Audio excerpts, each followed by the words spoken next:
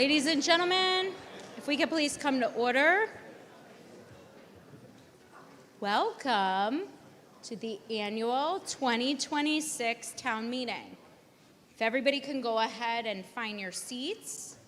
As usual with town meeting members in the lower part of the auditorium, you can sit in the top if you prefer, but reserved for town meeting members in the lower part of the auditorium. Go ahead and note your nearest emergency exits as you find your seat. So nice to see all of you again. Having been advised by the town clerk, Susan Galvin, that a majority of town meeting members are present, I hereby declare that a quorum is present for the transaction of business, and the meeting is now open. The meeting will now come to order. I like doing that. I have been advised that pursuant to the law, the warrant was returned upon the town clerk on or before the 29th day of April 2026 by Constable William Neville. For those of you that are newly elected and don't know me, my name is Elizabeth Dillon and I'm your town moderator. And again, as I mentioned before, welcome to our annual town meeting. It's really such an honor and pleasure to be with you this evening. Last year, about exactly a year ago, was my first town meeting, so now I'm old hat, not first town meeting, but as the moderator, so now I'm old hat. And I'm really glad to see so many new members among you, as well as many long-standing town meeting members and other public servants. As you probably know, town meeting originated in the early 1600s and is really one of the oldest, if not the oldest, surviving form of direct democracy in the United States and the Western world. It relies upon volunteers like you and me to ensure its continued and ongoing success. And so I'm really thankful for your participation in town meeting this evening and for taking time away from your families, jobs, and your other responsibilities. As set forth in section 9.1 of Town Meeting Time, volume 4, something that maybe only I and Brian Walsh and other people have read, it's my goal to promote a full, fair, and orderly debate by the assembly of the issues before town meeting while maintaining I'm quoting here, a procedural regularity, civility, and efficiency in the completion of the meeting's business, all in an environment in which reasonable minds may and often do differ, passions may be roused, and procedural decisions must be made in real time. That's the end of my quote. Accordingly, I ask that each of you continue to commit yourselves to acting as we do in a professional and civil manner with the decorum customarily expected of our positions as elected officials in the town, whether town meeting member or otherwise. And of course, should you encounter any issues, please feel free to alert me and I'm happy to assist, as are, I'm sure, the town administrator, the town clerk, etc. So to encourage participation both by new town meeting members as well as long-standing members, you may remember if you've been here before that I will call upon individuals by name only after they have introduced themselves once to town meeting, and then I will refer to you by name after that. In the event that you require an accommodation and have not yet done so, as set forth in the warrant, please alert myself and Sue Galvin, the town clerk, and we'll be happy to try to assist you.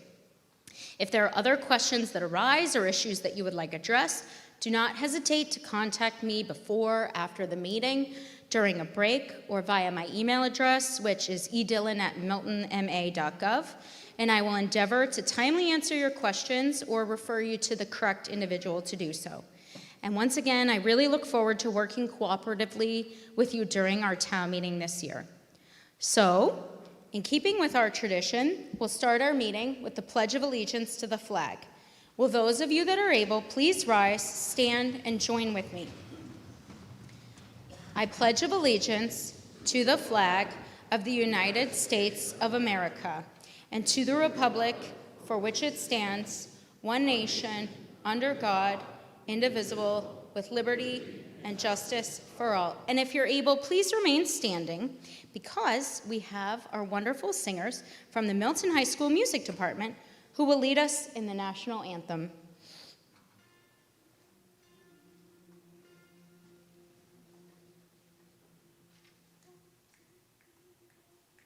Oh, say, can you see by the dawn's early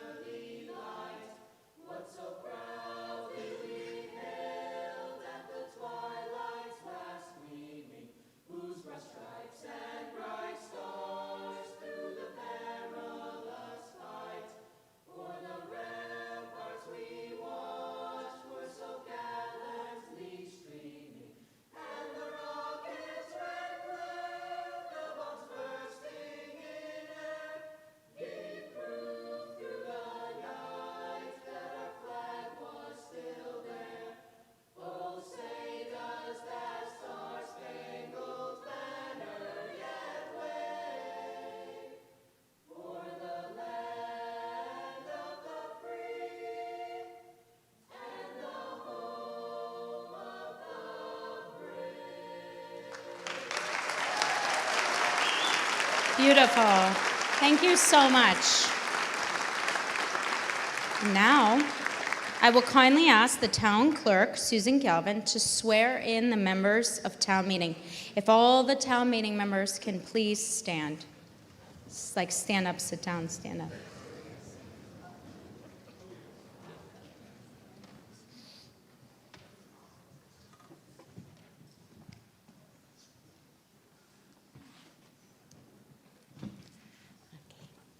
Good evening. If everybody could raise their right hand.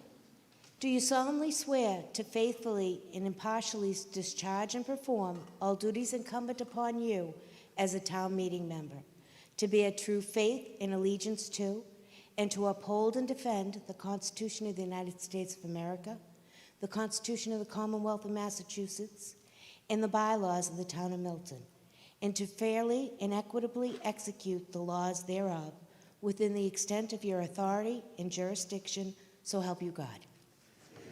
Thank you.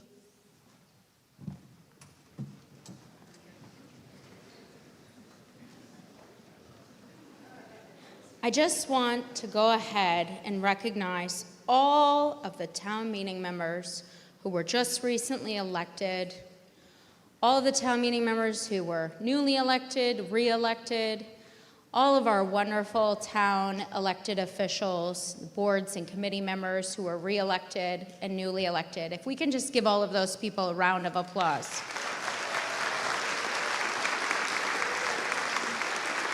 Thank you so much, all of you, and just really want to acknowledge you for your service. Now, I'd like to acknowledge a couple of people who we've lost in the past year.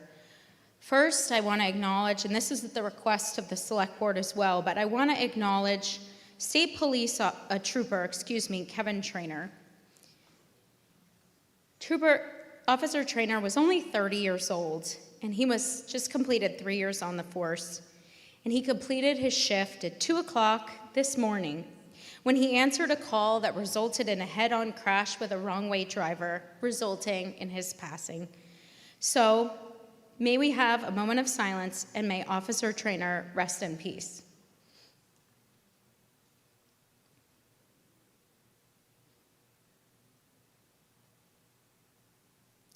Thank you.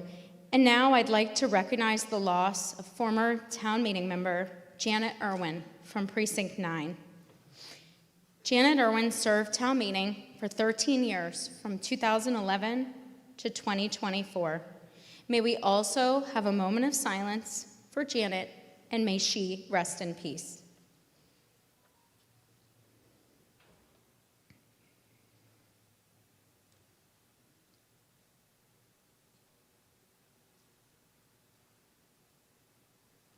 Thank you.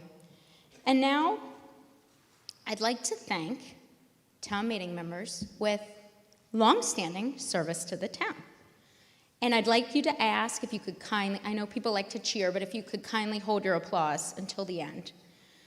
So with 10 years of service to town meeting, we have Kevin Hardy, Precinct 1, Nora Harrington, Precinct 10, Zachary Lazar, Precinct 2, Michael Musto, Precinct 2, James Potter, Precinct 4-4A, Robert Reitz, Precinct 9, and Denny Swenson, Precinct 9. Thank you for your service for the past 10 years. With 15 years of service, we have Thomas Callahan, Precinct 4-4A, Michael Chinman, Precinct 2, Cheryl Tagayas, Precinct 9, and Leroy Walker, Precinct 10. Thank you for your 15 years of service to town meeting. With 20 years of service, we have Roxanne Musto, Precinct 5, Elizabeth O'Connor, Precinct 9, Richard Shea, Precinct 6, and Bill White, Precinct 6 as well. Thank you for your 20 years of service. With 25 years of service to town meeting, we have Arthur Doyle, Precinct 7, Kathy Fagan, Precinct 2, and Linda Lee Sheridan, Precinct 9. Thank you. With 30 years, we have Deb Felton, Precinct 2, and 45 years, Judy White Orlando, Precinct 9. No, just a regular amount of cheering. And with 50 years of service, we have Kevin C. Donahue, Precinct 1, and Bob Sweeney, Precinct 9. It's wonderful. Thank you all. And now, I would really like to especially acknowledge our 65 years of service to town meeting from Precinct 4, 4A, Marita Manning Croning. 65 years of service. And, thank you.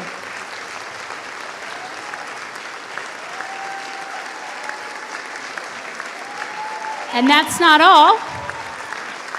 I'd like to recognize Representative Richard Wells and Senator Bill Driscoll, who've prepared a few words about our own Marita Manning Cronin.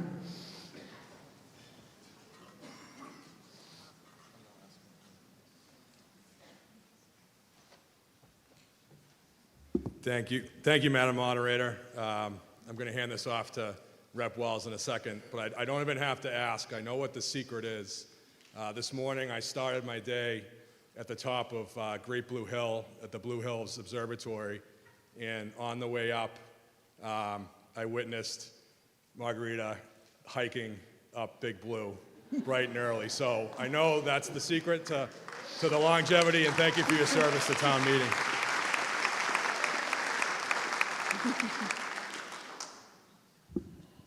Thank you, Senator. I'm very honored tonight to stand here and just have one thing to say. I'm Richard Wells, and I'm very honored to be the state representative for the 7th Norfolk District. Good evening. Mr. Chair, congratulations, by the way. He's not even listening to me. Forgot me already. 1 week, and he already forgot who I am. Marita would like to ask you to come forward. You know, 65 years ago, town meeting was held in a brick building on Canton Avenue. It was there that each year, town meeting members gathered to debate the warrants and the budget for the upcoming calendar year. Please come right here. And most people in this room don't even remember that building. I was only a small child. It was a beautiful building. You may have read stories about it that, as Marita will know, why did they tear it down and build the building we have today? We should have kept it. But town meeting was a much different thing. The 1909 school building was still the high school. Henry's Ice Cream was still one of the biggest, or the biggest, commercial business in town. 3 fire stations, Atherton Street, central headquarters in East Milton. All the old buildings that 2 of them, one's been replaced and one has been. This building right here that we sit in was not even a dream. Late at town meeting, after that building was destroyed and the new town hall was built, it was called the town office building, if I'm correct. Town meeting was moved to the Pierce Middle School, and it was held on Saturdays. And some of you who were in that 50-year category remember that long sessions. My former select board colleague, Katie Conlon, used to talk about going to town meeting on Saturdays with her father.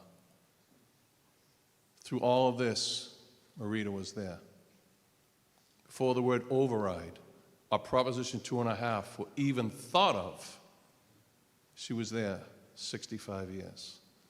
The second part that you don't know is, in those 65 years, she has 100% attendance.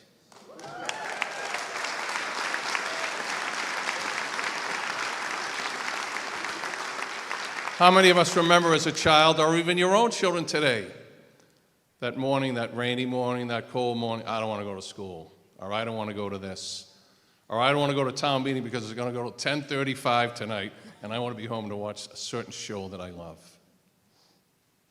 Marita has persevered through all of that. 100% attendance. And I believe, historically, the only other person to have served for 65 years is the senator and our former colleague, Representative M. Joseph Manning, Marita's cousin. Two people, same family. That says quite a bit about love of your committee, of your community. So tonight, we are offering to you, not from us, we brought this to the Secretary of the Commonwealth, Secretary Galvin, to tell him about this.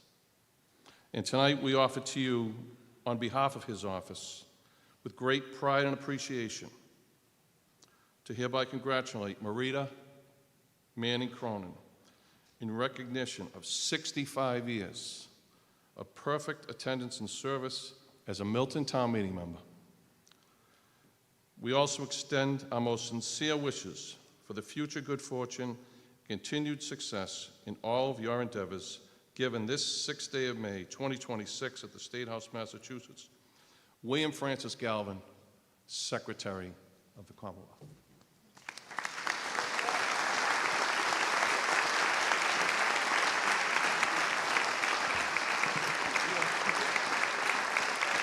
You want to talk? Yes. You said no, I said yes. So I think I ever won. I thank the people of Precinct 4, my friends and neighbors who have supported me all these years. Thank you. You're welcome. Yes, stand.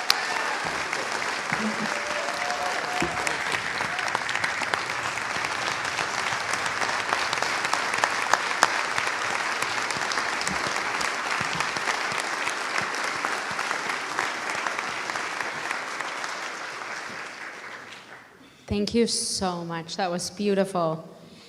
Now, while he's standing there, Senator Driscoll has asked to address town meeting to provide a legislative update. Senator Driscoll, thank you. Thank you, Madam Moderator. Thank you, town meeting members. Thank you, Marita, for all your service to us and to all of you. I want to offer some updates from Beacon Hill, but first I want to say congratulations to our new members of the Select Board, our new members here at town meeting, and to the various boards. Thank you for volunteering for your town. Thank you to all the staff members as well that support the work of this body. Of course, our warrant committee. God bless you. Thank you for everything that you do throughout the year to make this night possible and the nights ahead of us. I want to thank the town clerk and your staff as well for your service to the town. As was mentioned earlier, I know there's some historians in the room. The moderator mentioned that town meeting as a body predates our democracy in our country, and you are an extension of that democracy, and your service here is appreciated and so vital to our community. First and foremost, like I've shared in the past, I want to reiterate my policy, which is that anything passed here is a home rule petition. When it's in front of me in the state senate, whether that's in a committee or on the floor for a vote, I will work to move that forward. I respect the work of this body greatly, and will support the town administrator, his team, the select board, any home rules that come out of this room. I'd like to provide an update for you tonight on some matters that we've had before us in the state legislature and a couple that are coming down pretty soon. Of course, you can always follow along with updates. I have a website for my office.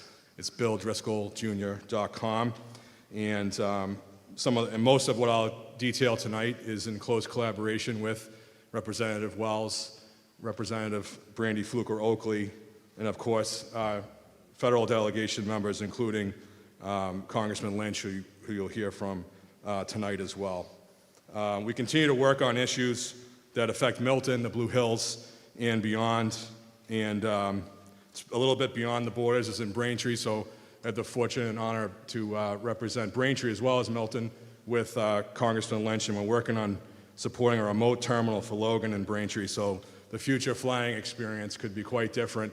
You might be someday able to make an appointment and go over to the park and ride in Braintree, get fully checked in, and then bust into Logan behind the security line. And so we're supporting their efforts at Massport and Braintree to make that a reality for our region around here. I'd like to begin with just an update on school funding. This is an issue that I hear directly from many of you on, certainly the communities in the district and around the Commonwealth. In 2019, we passed the Student Opportunity Act, and our goal was to direct greater investment into our public school systems to ensure that all students receive both high quality and needs-based education regardless of their zip code. However, while that was a generational investment at the time in 2019 pre-pandemic, in recent years, rising inflation, increased fixed costs have hindered some of those original intentions of the SOA. The SOA will be fully implemented this year and fully funded in its final year. My colleagues and I in the Senate, and then signed it into law with the support of the House and the governor, there was a directed DESE to put up a commission together. I know some of you testified at this. I testified at one of the 10 listening sessions that happened around the state. I can say, I think pretty confidently, I don't think there was a single piece of positive testimony in terms of anyone getting up and saying that Chapter 70 or school funding formulas were working for their district. So the message was loud and clear, and I certainly, in my testimony to them, invited the commission, the task force, to take a big swing. They are due to deliver a report to the legislature in June with recommendations on how quality education can be delivered across the Commonwealth and the things that we need to do in the near term and the long term to increase school funding or make it work better for districts. As a legislator, I've represented communities like Milton, where people are moving into the town because of the schools, and some communities that people are moving out of the town because of the school system. And all those conversations and advocacy across budgets and through committee hearings, what I've heard time and time again is that the formula is not working. Before us and for consideration, we have a few things that I've co-sponsored and testified on, not only at that task force hearing, but in the legislature. We're looking at ways to, how can we adjust for inflation and modernize the formula so that the dollar value in 2019 could be compared to pre-pandemic and post-pandemic dollars, and way to combat some of those rapid increases year to year. And so I've testified on S388, S385, and S440, an act relative to Chapter 70 inflation relief. We also, this Senate budget season is underway. We released a budget yesterday, and there is some commission in there, if passed, would look at the foundation budget formula in the future as well. In addition to school funding needs and considerations, yesterday the Senate released their budget. It includes a historic number for unrestricted government aid, so more than $50 million additional over last year going out into the Commonwealth. And so Milton will see a percentage increase, several $100,000 this next year from that fund. Also in there is a provision to, similarly, like we did, what we're doing with school funding, look at how to normalize, level set unrestricted government aid in the future.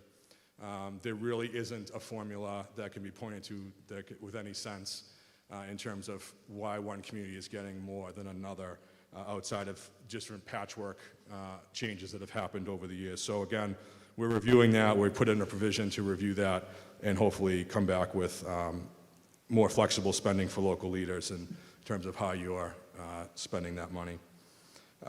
Over the past year, we've secured some funding of note, and again, I invite you to go to my website to look at everything, but call out a few things. I know that the Tucker Elementary School team there is putting together some fundraising for the outdoor play space and the playground. So along with my colleagues in the House, Rep. Wells and Rep. Fluker, so far we've secured $150,000 toward that project as part of the Fair Share Supplemental.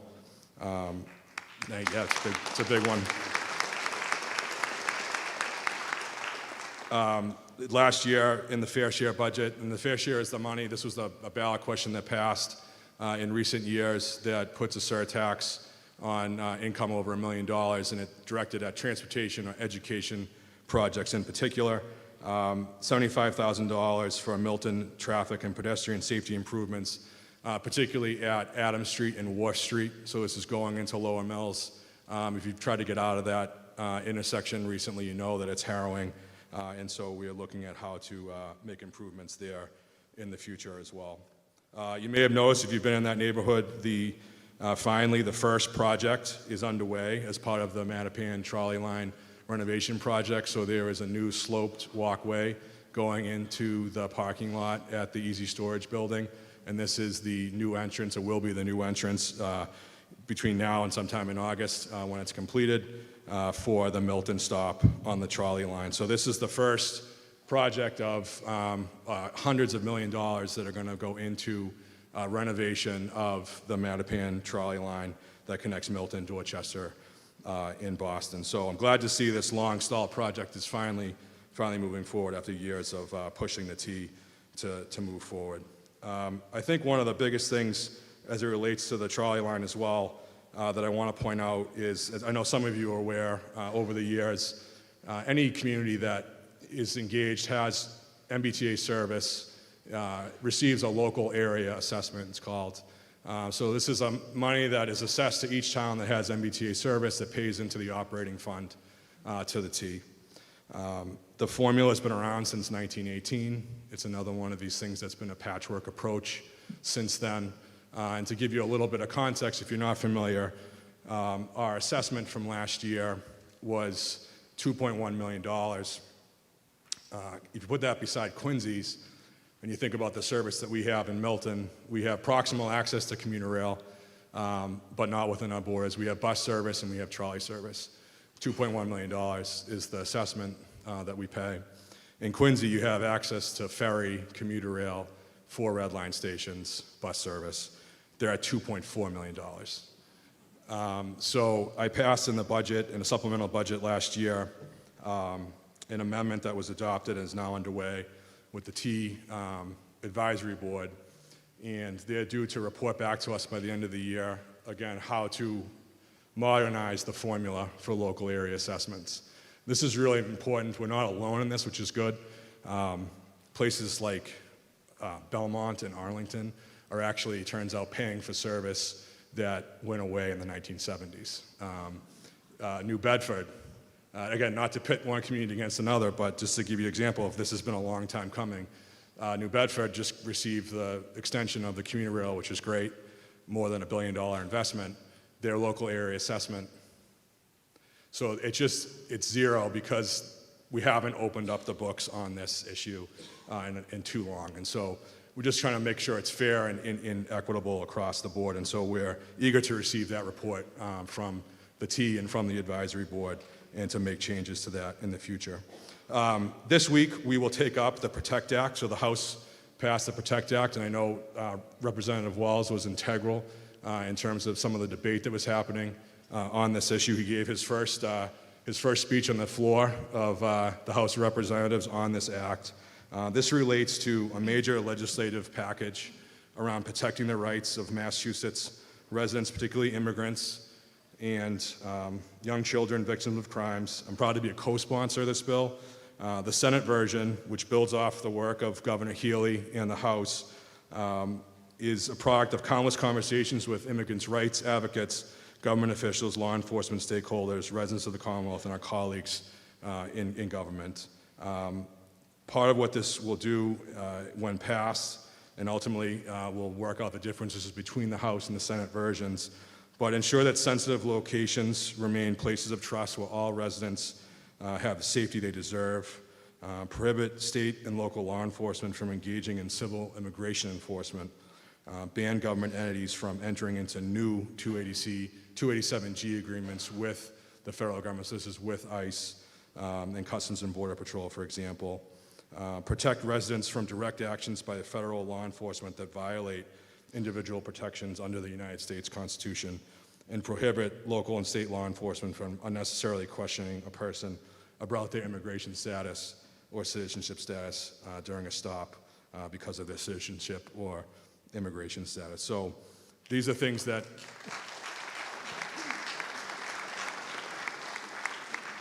we've heard from many of you. I know that I had many phone calls when things started to, to use the phrase flare up in this regard over the last several months in terms of ICE and Customs and Border Patrol protections. And I can't say enough about Congressman Lynch and him picking up the phone and talking through some of these issues with me. I appreciate that, Congressman, because I know it's a tough issue for a lot of people. It's an emotional issue. It's something we have to get right, though, and so we're focused on that. We're actually going to take that up in debate tomorrow in the Senate. So again, please reach out if I can ever be of assistance, if my office can ever be of assistance. It's an honor to serve you as your senator up on Beacon Hill, and I look forward to supporting the work of this body and any home rule petitions that you send our way. So thank you, Madam Moderator. Thank you, the members. Thank you, Senator Driscoll.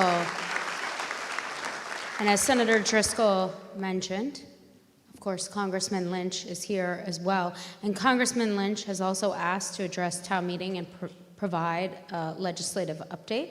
Congressman Lynch, thank you so much. You're recognized.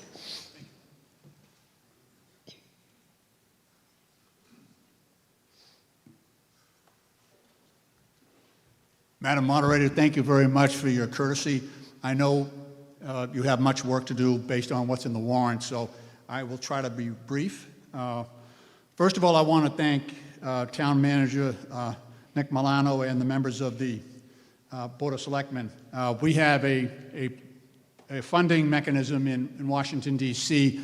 within the CARES Act and within the American Rescue Plan Act, where discretionary money comes out to cities and towns. And because of the good work done by Nick and also at the direction of the Board of Selectmen, we were able to obtain $5.2 million in discretionary funding for the town of Milton. That included, like I say, it was all discretionary money, but the projects included were water main improvements, fire department radio upgrades, both the library and town hall HVAC systems, school nursing support, affordable housing kitchen renovations, a police mental health clinician, and the reconstruction of Giles Field, which benefits the entire community. So in order to qualify for all of that, we had to have full cooperation and a lot of information. We had to jump through a lot of hoops to get that funding. So I give great credit to Nick and also to the Board of Selectmen in helping us do that. Thank you. As you know, there's a lot going on in Washington, and in the interest of time, I just have to hit on a few things. The Iran war, as you may know, there's been very little cooperation and communication between the administration and Congress. And not just the Democratic side, but Democrat and Republican. We're just not having a lot of communication from the White House. I serve on I serve on a committee on military and foreign affairs. I usually get an update on things, what is happening with the military and deployments, things of that nature, well before my colleagues do. On March 6th at 2 a.m., while the military actions were commencing against Iran, that's when I got my first notification, and most of Congress got the first notification that our sons and daughters in uniform were engaged in combat operations. Since then, we've had two briefings from the White House, from the different cabinet secretaries, Secretary of War Hegseth, Rubio, Dan Kane, who runs he's the head of the Joint Chiefs. But even at that briefing, my colleagues, many of my colleagues, both Democrat and Republicans, walked out of that briefing because so many of the answers to our questions were in the nature of, we'll get back to you on that. And these were basic questions about the circumstances, the mission, the goal, the request for funding, the duration of our engagement in Iran. So that problem persists. I'm a lead sponsor of a War Powers resolution to actually compel the President and the administration to come before Congress to explain what their mission is, to explain what the expenditures are, to explain why we are already over the time limit that the Constitution and the War Powers Resolution actually grants to the President to deal with short-term military emergencies.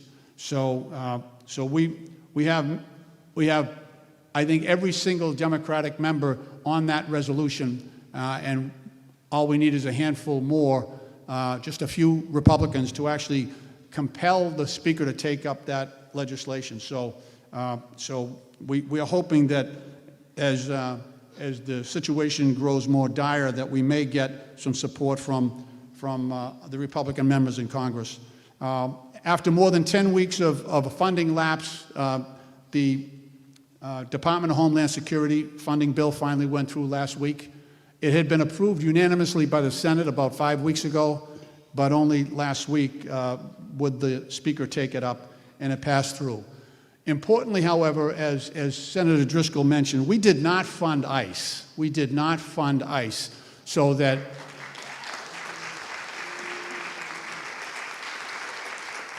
and that is because we feel, and when I say we, there's a handful of Republicans who feel this way as well. We feel that ICE is not operating under the law, within the law, both with the masks and also the training protocol that they're going through. Their deployment on the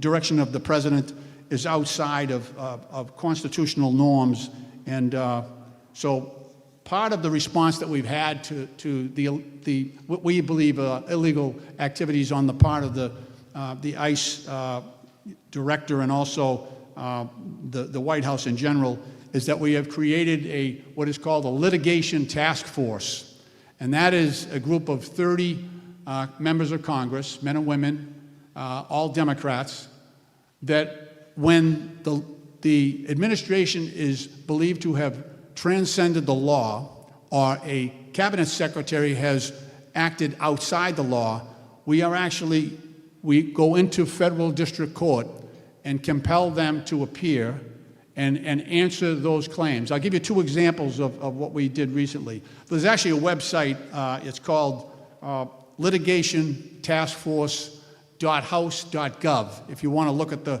lawsuits that we've brought. We've brought over 600 lawsuits since January of 2025 against this administration for actions that we believe are contrary to law. But two good examples.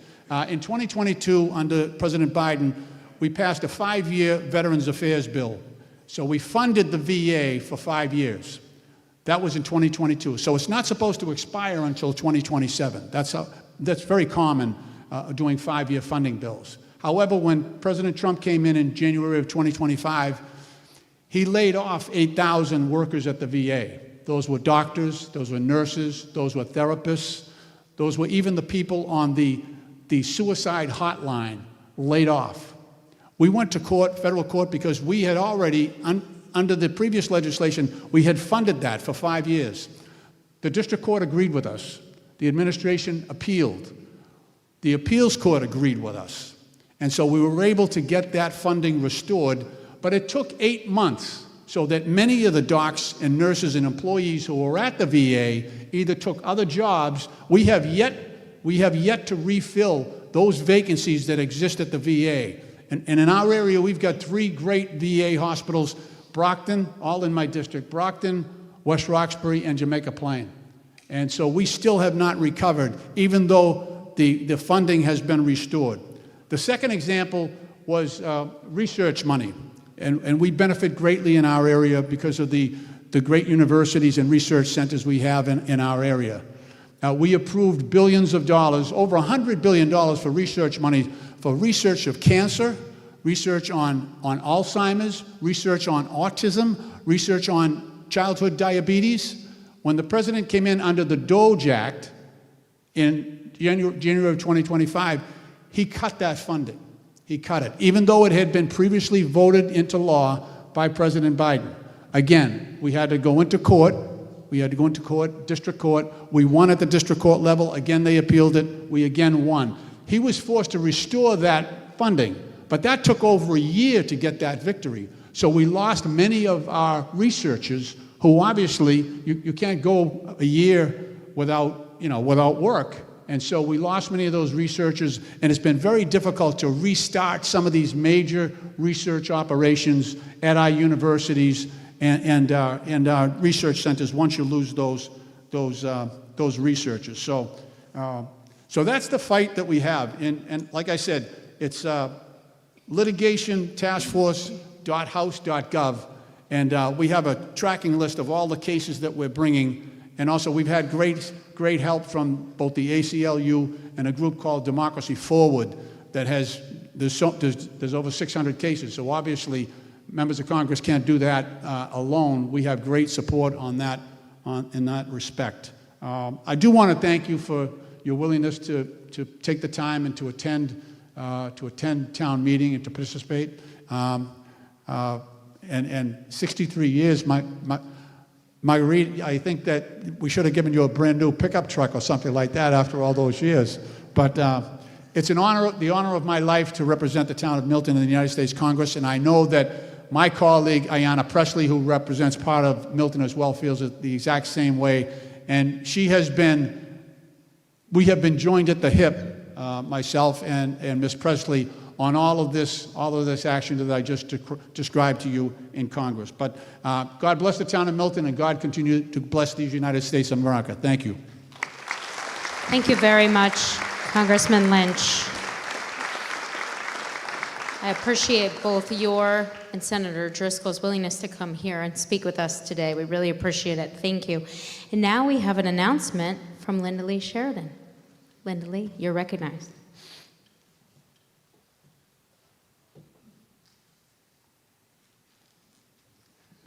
Thank you, Madam Moderator.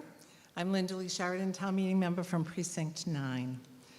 I'm here tonight to tell you about the final Milton Music Fest event that is coming up this June. Back in 2012, the town of Milton celebrated its 350th anniversary with activities that spread out throughout the whole year.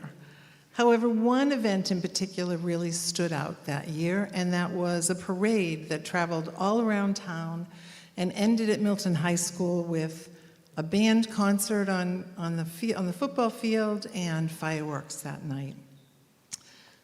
People just wanted that event to continue, so a few of the core organizers from that event started planning, and that's how Milton Music Fest and Celtic Sunday began. And we've continued it now, for this will be our 14th year. This is by far Milton's biggest community event.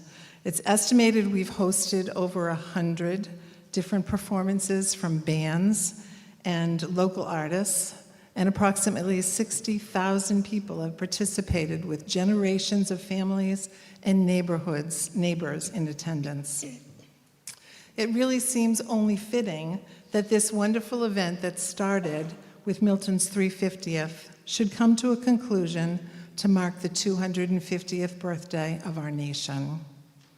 We have a very special weekend planned for you this year on June 20th and Celtic Sunday on June 21st. Now, I know that's Father's Day, but please spend the day with your dads or husbands or friends and then join us in the evening, because both of these festivities, both of these days will be held from 4 p.m. to 10 p.m. That's change for Sunday. We will have live music throughout the time with fireworks both nights on Saturday and Sunday at 9:45 p.m. Some of the things that you can look forward to seeing are, on both days, we'll have an amazingly giant sandbox, again in honor of our dear Jared Crowley, who was the original builder of the sandbox. We'll have 2 water slides, a giant one for the brave of heart, and a mini water slide for the little ones. And don't forget to bring your towels and your change of clothes for your kids. We have cornhole, food and beverages to purchase from Novara and other vendors, free parking at Fontbonne and La Brea, and shuttles available all night. Additionally, on Saturday, we have face painting and favorite characters that will be roaming the field posing for pictures. And believe it or not, one of our most popular events that we've had, axe throwing. On Sunday, Celtic Sunday, this year is dedicated to the memory of a Boston firefighter, Billy Carey, who was also a founding member of the Fenian Sons, who have been staples of our Celtic Sundays since its inception. He recently passed away from work-related occupational cancer.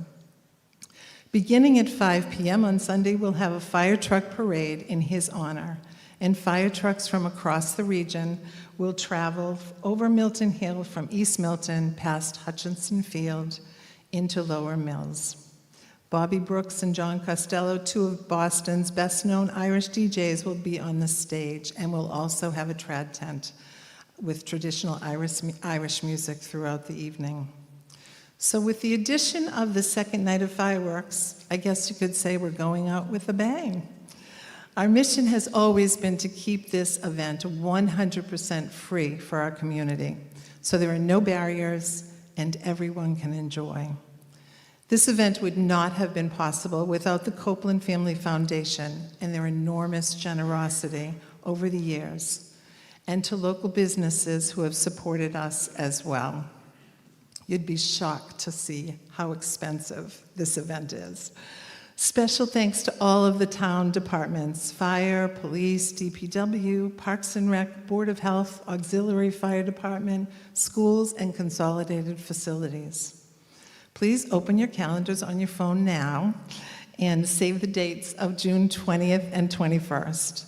And if you also feel moved, we could use donations to help us with the additional firework fee.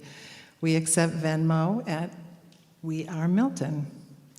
A shout out to our small but mighty group that puts on this event every year: Kathy Fagan, Glenn Pavlicek, Richard Wells, Gary Kelly, Amanda K. Loring, Kevin Chisholm, and past members Brian Kelly and Eric Miller.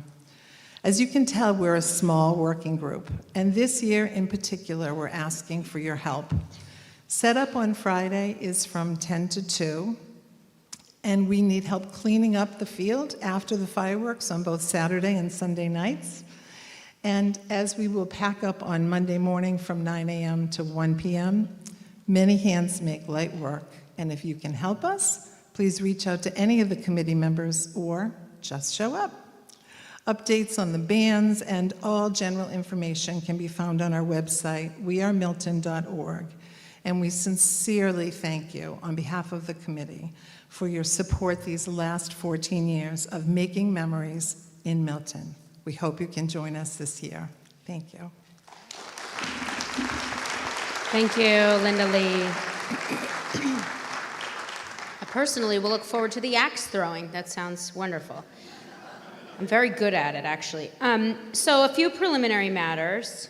Before proceeding with the business of town meeting, there are certain preliminary matters, as I mentioned, to be taken up. First, permission has been requested for certain members and personnel of the school committee, planning board, board of health, and other boards, committees, and departments who are not town meeting members to sit on the floor with other members of their respective boards, committees, and departments, with the understanding, of course, that they will not vote.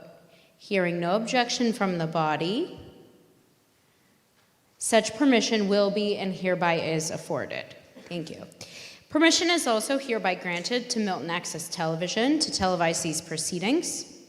Please note that there are 2 side aisle microphones, each with 3, actually more than that, but seats at the front row reserved for those waiting to be recognized to speak.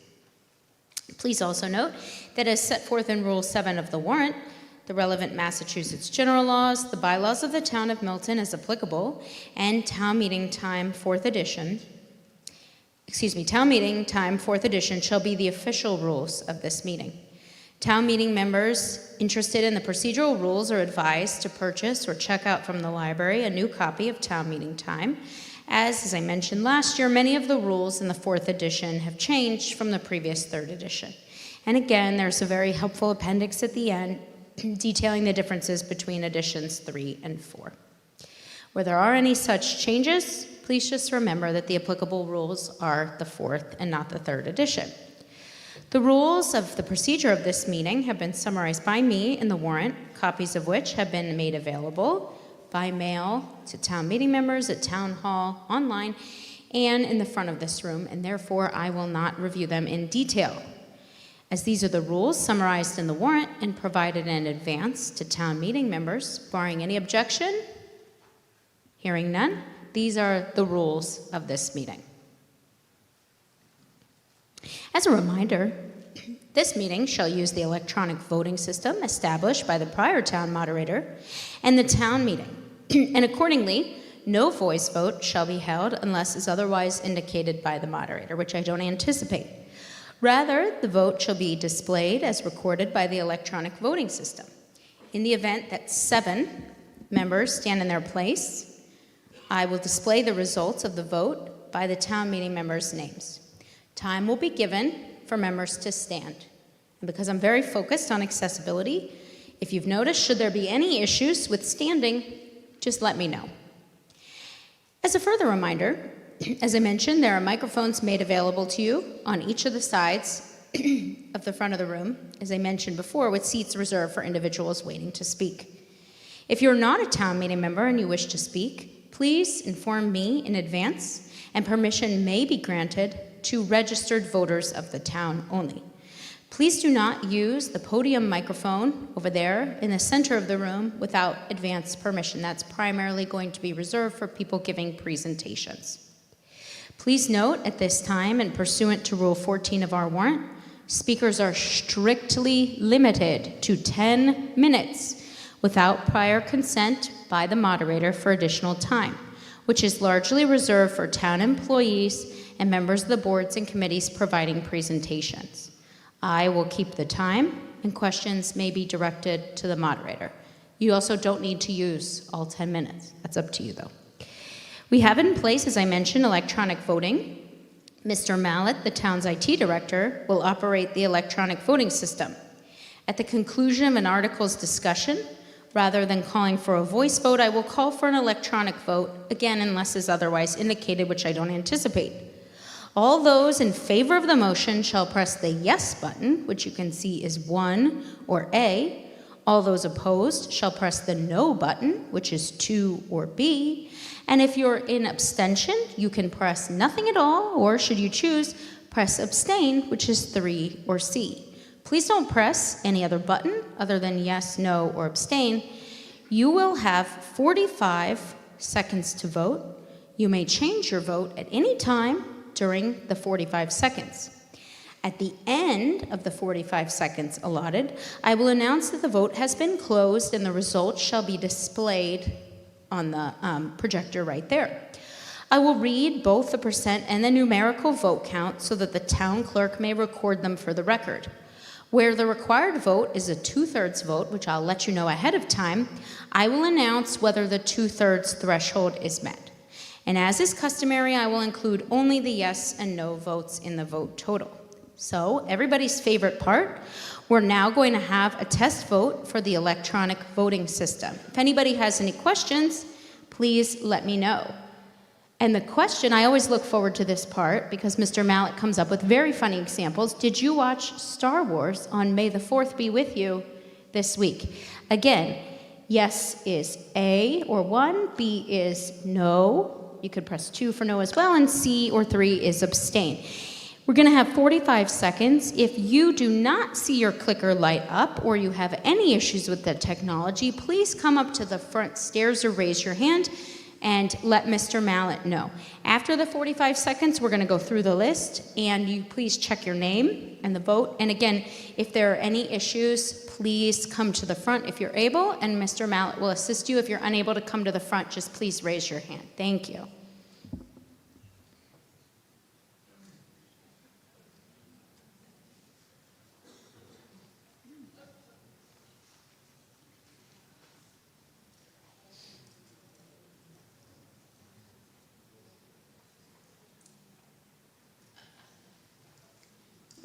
Not so many Star Wars fans, I guess. We have 20 people that did, 200 people that didn't, and 12 people we don't know one way or the other. So if you have any issues, please come up. And Mr. Mallett, if you can kindly display the names and cycle through. Again, as you're looking, if you can't see your name or you don't have a chance to see it or you're not there and you did vote, please come up and let Mr. Mallett know. Thank you.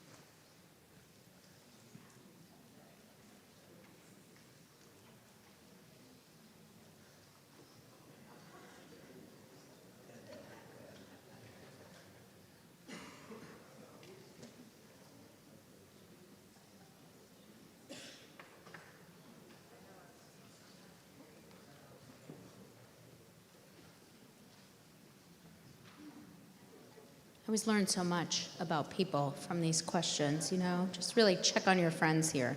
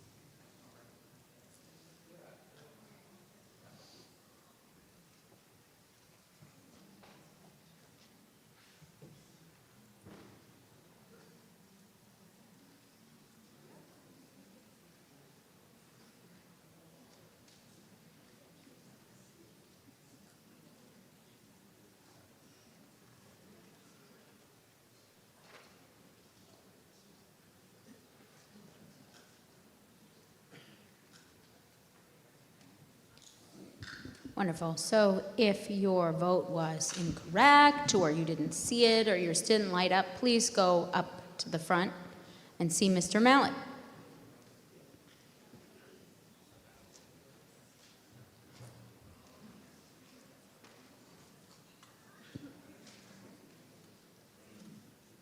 In the meantime, I'd like to recognize Winston Daly, the chair of the Select Board, for a brief remark. And before he speaks, and with his permission, I would like to note that Mr. Daly is the very first Black individual to serve as the chair of the Select Board in Milton. Thank you for your service and your dedication to Milton, Mr. Daly.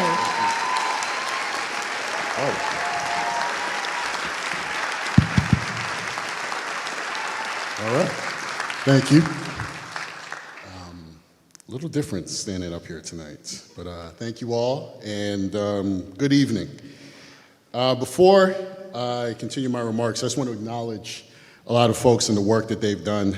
First, our police and fire departments, all those folks working in public safety. We'll hear from them later. Our Sue Galvin, our town clerk, all the town staff managing our day-to-day, and an election account that took them late into the night last Tuesday. Nick Milano, Amy Dexter, Joanna McCarthy, and their work as our financial arm. Rob Mallett, handling the electronics tonight. Linda Napoli as well. Our town moderator, the warrant committee, our planning board, and especially as the parent of a graduating senior, our Milton School Committee and MPS. Thank you all for the care that you have for our young people.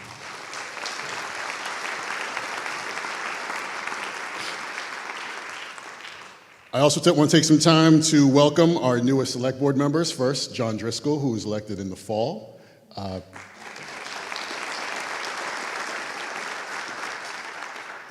Pete Obersheimer and Megan Nolan.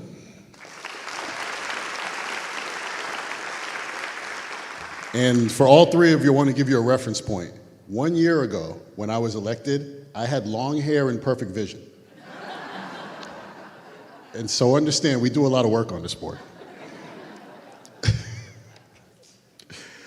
I also want to give sort of a shout out and farewell to our board members who are leaving. First, Ben Zoll, who became my friend, I think about 13 years ago. We met as our daughters were learning to ride their bikes down Capon Street. Big Ben Zoll fans?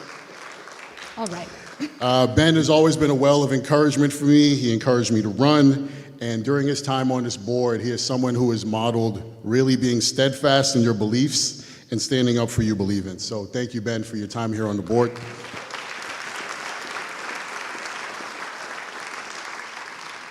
Secondly, I really want to thank a Milton staple, Richard Wells, who is not here to get these flowers, but I'll give them to him anyway.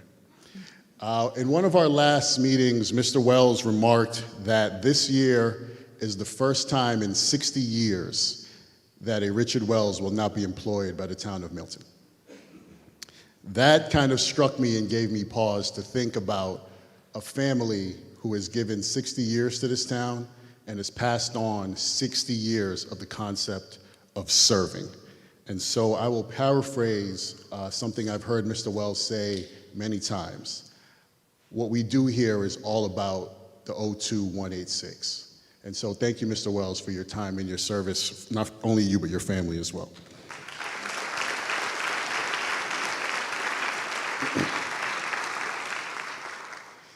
So Milton is 364 years old, and town meeting is almost as old. From the time that families gathered on the land that held the Massachusetts and Neponset people, town meeting for 2026 may seem very old-fashioned. It can also be very frustrating, but it is perhaps the most democratic thing that we can all do when we gather here. 364 years, and I'm the first Black person to hold this seat. And I'm mindful of that responsibility in this position, and I'm grateful for all the people that have entrusted me with this responsibility as well. Unfortunately, in our national politics, we have taken steps backwards in extending the franchise.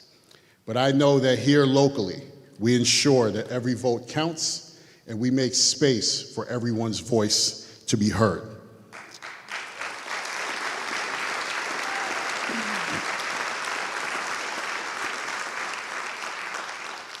Our job in this room is to honor that franchise. We do the work seriously, we listen to one another, and we disagree without malice. I am as invested as all of you are in the work of this town. To end, I want to talk about a word that I've said a lot personally on the campaign. If you speak to me, I will bring this up at some point, and that word is community. We have all these arguments about zoning, density, traffic, what's getting built, where is it getting built, who's building it, who said we could build it. But at the heart of that, also, what gets posted on Facebook. Wish I could get all of you off of that. And in some of these arguments, we can lose what it is to be part of a caring community, why we all moved here, the thing that keeps us here, what keeps us invested. A community that will wrap its arms around a family when tragedy strikes, the youth leagues, the barbecues, the First Fridays, the coffees, the graduations, a community that can be home to a family for 4 generations, but will still make space for a newcomer. And I'll share a quick story, and this is gonna connect what we've been doing here tonight, funny enough. Around this time last year, my daughter and I were on Adams Street, and we found a wallet. And so, you know, if you lose your wallet, you know the panic that sets in. So we said, we gotta return this. See the address on the license, hop in the car, and drive over to the residence. As I walk up the driveway, I see a woman walking out to the door. And she says, I know you. You just ran for the select board. My husband, John, was the town administrator for 33 years. And funny enough, that is how I met Marita Cronin.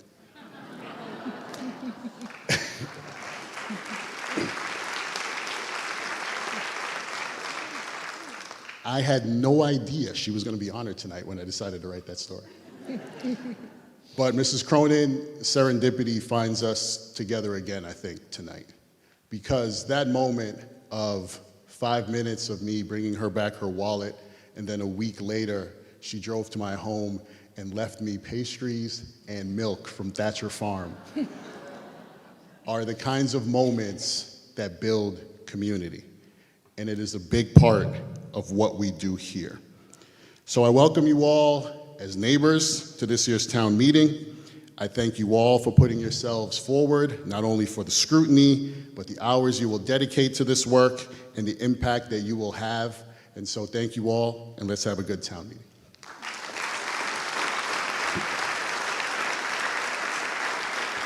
Thank you so much, Mr. Daly. And now we will hear from the chair of the Warrant Committee, Mr. Jay Fundling. Mr. Fundling, you're recognized. Thank you.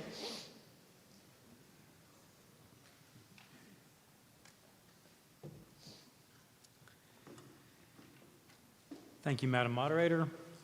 Thank you, Madam Moderator. I'm Jay Fundling. You're very welcome. Thank you. Jay Fundling, Chair of the Warrant Committee and Town Meeting Member Precinct 3. I would like to thank Chair Daly for his comments. When he was making his comments, I was amazed to think that when Representative Wells' father started with the Milton Police Department. Ms. Cronin had only been on the Milton Town Meeting for 5 years. I do have a presentation I'd like to share with you. Can I see it on this screen? That would significantly help. Oh, okay, close enough. Okay, great. So I would like to give an overview of the town budget process this year and what we see going into the future. Tonight, what I'm going to give is a shorter version of a presentation I gave at a warrant committee meeting this Monday, which is available to watch on Milton Access TV. Okay. If you can go to slide 2 when it's convenient. I will cover the budget process for this year, including some commentary on the shortfalls that were discussed publicly in January and how those got resolved or not, including why we had shortfalls at all in the year after an override. I will discuss an account called the Operating Budget Stabilization Fund, established last year to help us get between overrides with minimal disruption in service. And I will discuss what we're seeing in coming years, including when we might expect another override and what size that override might be. This forecast will be imperfect, but I'd rather share imperfect numbers now than have the town proceed in the dark. No. Oh, you're clapping for her getting the presentation. Yes, that is. Okay, great. Yes, that slide. So what is the warrant committee? For new town meeting members, the warrant committee is an advisor to town meeting. We are this group sitting at this table to my right, your left. I like to use the analogy of a city council, which most people are familiar with. A city council investigates issues in their city, collects information, and makes decisions as a legislative body. In this town, you are the legislative body. However, it's not efficient to expect all 281 of you to fully investigate the issues that come before you. So the warrant committee's job is to look into these issues and present our findings to you. Our most important job is to give you the information you need to make an informed decision. We also provide recommendations of how we feel you should vote. We suggest budget amounts, and we make recommendations on other non-budget items. But our true job is not to tell you how to vote and have you agree with us. Our true job is to give you the information you need, and you may agree with us or you may not. When it comes to the budget, Milton has what is called in the law a strong town administrator who proposes the budget to the warrant committee. This is similar to how the president may propose a budget to Congress. In this analogy, the warrant committee is like the House Ways and Means Committee, reviewing the budget before passing it on to town meeting, which is like Congress. This year, like in years before, the warrant committee agreed with the budget proposed by the town administrator. I'm showing this slide because this was the North Star for my view of the warrant committee's role in the budget this year. This was written by the Massachusetts Department of Revenue in 2013 before we had a strong town administrator. At that time, the budget was written by the warrant committee, 15 regular residents deciding what the exact budget number should be for all town departments. The Department of Revenue suggested we offload that detail work to a professional, gesturing to the professional, and take on oversight and a high-level role. So the warrant committee, rather than look at the minutiae of individual budgets, provides a high-level overview of the town's budgets and fiscal priorities. Next slide, please. Oh, next slide, thank you. A year ago, the town passed a significant override. It was made clear at the time of that override that the override was just to continue level service for the town, not to add significant services or employees to our town departments. It included funding for an operated budget stabilization fund to help us get from one override to the next. This fund was created by town meeting last year and funded by the override, but there was not much discussion of it. It's understandable if you've never heard of it. I made these slides assuming you're not familiar with this fund. 10 minutes from now, you're going to know a lot more about it. I ask your patience for now. When the override was presented, a forecast was shown that showed the budget lasting through 2030 until there was another override. However, there was a problem with that forecast, and that it assumed pay for town and school employees would only go up by 2.5% per year for 5 years. This is not consistent with the town's past experience or with the union contracts that cover the pay for most of our employees. This would be one source of the budget consternation that came up earlier this year. This led to a problem this year when the revenues came in mostly as expected, but the expenses were higher than that assumption. Around January of this year, when numbers were coming together, not only did we have higher, more realistic salary costs than was expected in the prior year's forecast, but at that point in January, we were making cautious assumptions around some of the large budget items, specifically health insurance and state aid. We were assuming health insurance would increase 14%, and we were assuming state aid would be very low. As these numbers came into view a couple months later in March, the health insurance increase was lower than we had anticipated. It ended up being 8%, and the state aid was higher than anticipated. So the expected shortfall in January of several million dollars became a shortfall of almost exactly $1 million in March. Next slide, please. That $1 million shortfall went to the school budget. Now, why did the entire shortfall go to the school budget? One reason is that the school's level service request was higher than the request for the other town departments. The schools asked for 5.2% versus 3.6% for other departments. Also, the school request included a buildup of $1 million in financial reserve to prudently prepare for unexpected expenses in the future. In discussion with myself, the town administrator, and select board members, we thought the schools could adjust that to absorb some of the cut. I don't want to speak for the school committee. You'll hear from them later tonight. But in the end, they conveyed to us they could accommodate the $1 million shortfall with a combination of less reserve savings and cuts to headcount that would not have a detrimental effect on classroom instruction. Next slide, please. In the end, our revenue went up a bit above 3%, which is about what we'd normally expect. Our taxes on existing properties are limited to a 2.5% increase, plus we tax new growth, which means new buildings being built and renovation to existing buildings. So that adds to our tax base, so a 3% increase is about normal. Town and school costs went up a little bit above 3.5%. Shared costs, health insurance being a large one, went up 4.5%. So total expenses went up about 4%. This year, the Operating Budget Stabilization Fund, which I will talk about more in a minute, made up the difference as it is intended to. The numbers on this slide, expenses going up faster than revenue, will be a theme for the rest of the presentation. I do want to point out that these numbers and all the numbers in the presentation are ongoing budget numbers. They specifically exclude one-time revenue and one-time expenses like capital purchases. Next slide, please. I want to have an aside about state aid. This is money from the state government to cities and towns, a big source of our revenue. We heard Senator Driscoll discuss state aid earlier tonight. The lack of state aid has put a strain on local budgets for at least 20 years. This graph shows the top line, what state aid in Massachusetts would have been if it had kept up with inflation since 2007. Instead, you can see from the lower line, during the Great Recession, state aid took a big hit. And when the economy recovered, state aid did not. So you can see by looking at the lower line that it has stayed significantly below where it would have been ever since. This is only one factor in our budget issues, but it's a big one. The Massachusetts Municipal Association, which is what it sounds like, an association of cities and towns, is looking at this as, this is what happens when I go off script, is looking at this and trying to encourage the legislature to provide more state aid. Next slide, please. This is an overview of how the town's budget has grown. Over the last 12 years, we've seen an increase of about 4.9% per year. Next slide, please. Now, this slide is a central image for the presentation. We're forecasting expenses that grow about 4.7% per year, and we forecast revenue that grows about 3.1% per year. This is the story of our finances.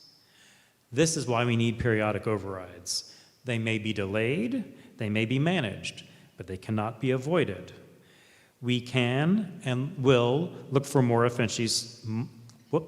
We can and will look for more efficiencies in our spending. We can and will look for more sources of funds. But those just adjust this picture. They do not fundamentally change it. Now, a forecast is an estimate, not a hard prediction. The only thing I can promise you about this forecast is that it will not exactly come true. But it fits well with the growth and expenses we saw on the prior slide, and it fits well with expected revenue growth and is a good baseline to start our discussion. We hope things will be better than this, but when it comes to budgeting, hope is a four-letter word. Next slide or 2 slides. Okay. No. Yes. So now I promised you I'd talk about the Operating Budget Stabilization Fund. We set up the Operating Budget Stabilization Fund to help us get from one override to the next without cutting services. This is a mechanism several other towns use. Recall the last slide with costs going up more than revenue every year? In the past, one thing Milton would do is pass an override to provide services. Maybe it would have a cushion to get us through year 1 and year 2. And then in year 3, we would look to cut costs. Maybe we would close the library on Sundays. Maybe we would get rid of an art teacher. Then in year 4, we'd have to cut some more. Maybe we'd close the library on Saturdays and get rid of a music teacher. And then as this went on, we would eventually decide we could not reasonably cut anymore. We'd pass an override, hire back the people we lost, reopen the library on the weekends. That's how we dealt with expenses rising faster than revenues. The Operating Budget Stabilization Fund is meant to avoid that so that we can provide the services desired at any point in the override cycle. This graph shows one way it can work. In the early years after an override, we bring in more than we spend, and we put money into the money bucket. As costs grow faster than revenue, the lines cross, and in the later years, we're spending more money than we bring in, and we take money out of the money bucket. When the bucket runs out of money, we presumably have another override. Next slide, please. This is Milton's Operating Budget Stabilization Fund. It's funded with $700,000 annually approved in the override, growing at 2.5% per year. It was also funded with $2 million in one-time cash that last year's town meeting approved, and tonight the warrant proposes an additional $1 million in one-time cash. This graph assumes we're not going to put any more one-time funds in future years, and the assumed withdrawals are going up in a stair-step fashion, similar to how the shortfall goes up every year. This graph shows the fund running out in 2030. Next slide, please. One big choice the town has to make is how fast we spend down the Operating Budget Stabilization Fund.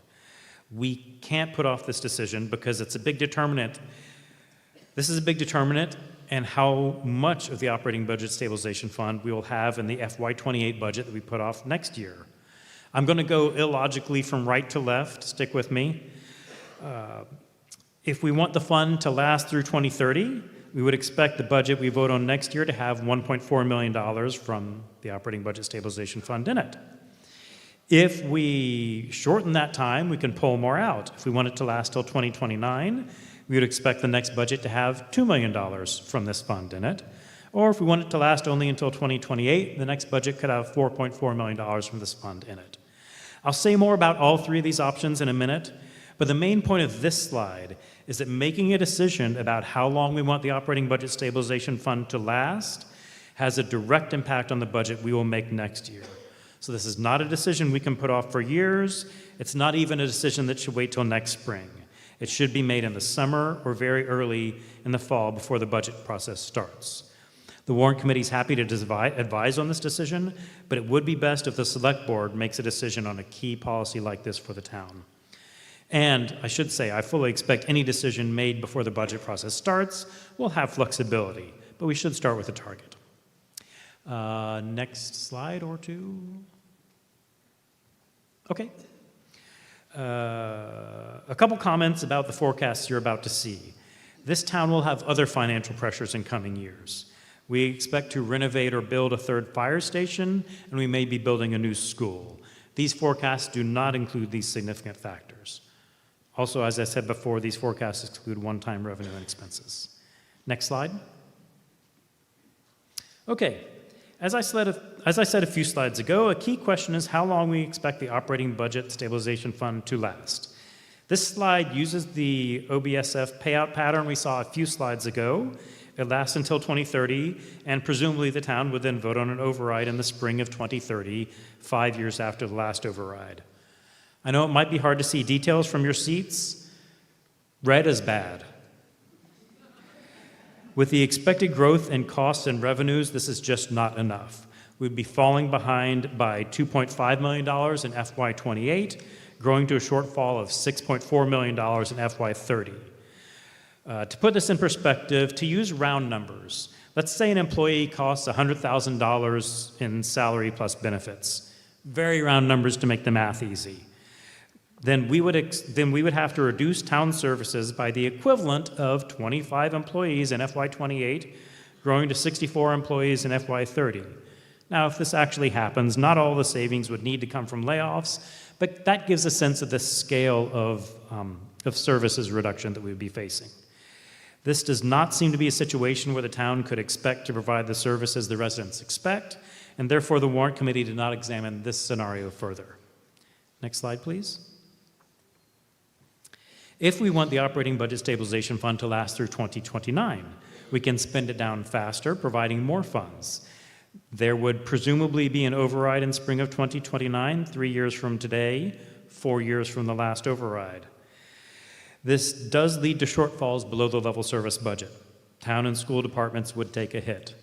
There would probably be a reduction in services and/or staff. If we get lucky with things like state aid or health insurance inflation, we might weather this with minimal service reductions. If the dice don't fall our way, or if there is a recession, it could be worse than this. This is an option that the town should consider if we're okay with hoping for the best and are prepared to cut back on expenses if necessary. Next slide. If the operating budget stabilization fund lasts through 2028, we could be looking at override 2 years from today, 3 years from the last override. In this scenario, we can cover level service needs for the town. Next slide, please. If we're talking about the next override, it is prudent to ask how large those overrides might be. Now, the timing and the size of any future override would be a decision made by the select board at that time. I cannot say when or how large an override would be. I can only do some math. In order to estimate the size of future override, I made 2 significant assumptions. One is that if before the override there's a reduction in level service, the town would bring funding back up to that level service. To go back to the examples I used earlier, if we close the library on the weekend, passing the override would lead to us reopening the library on the weekend.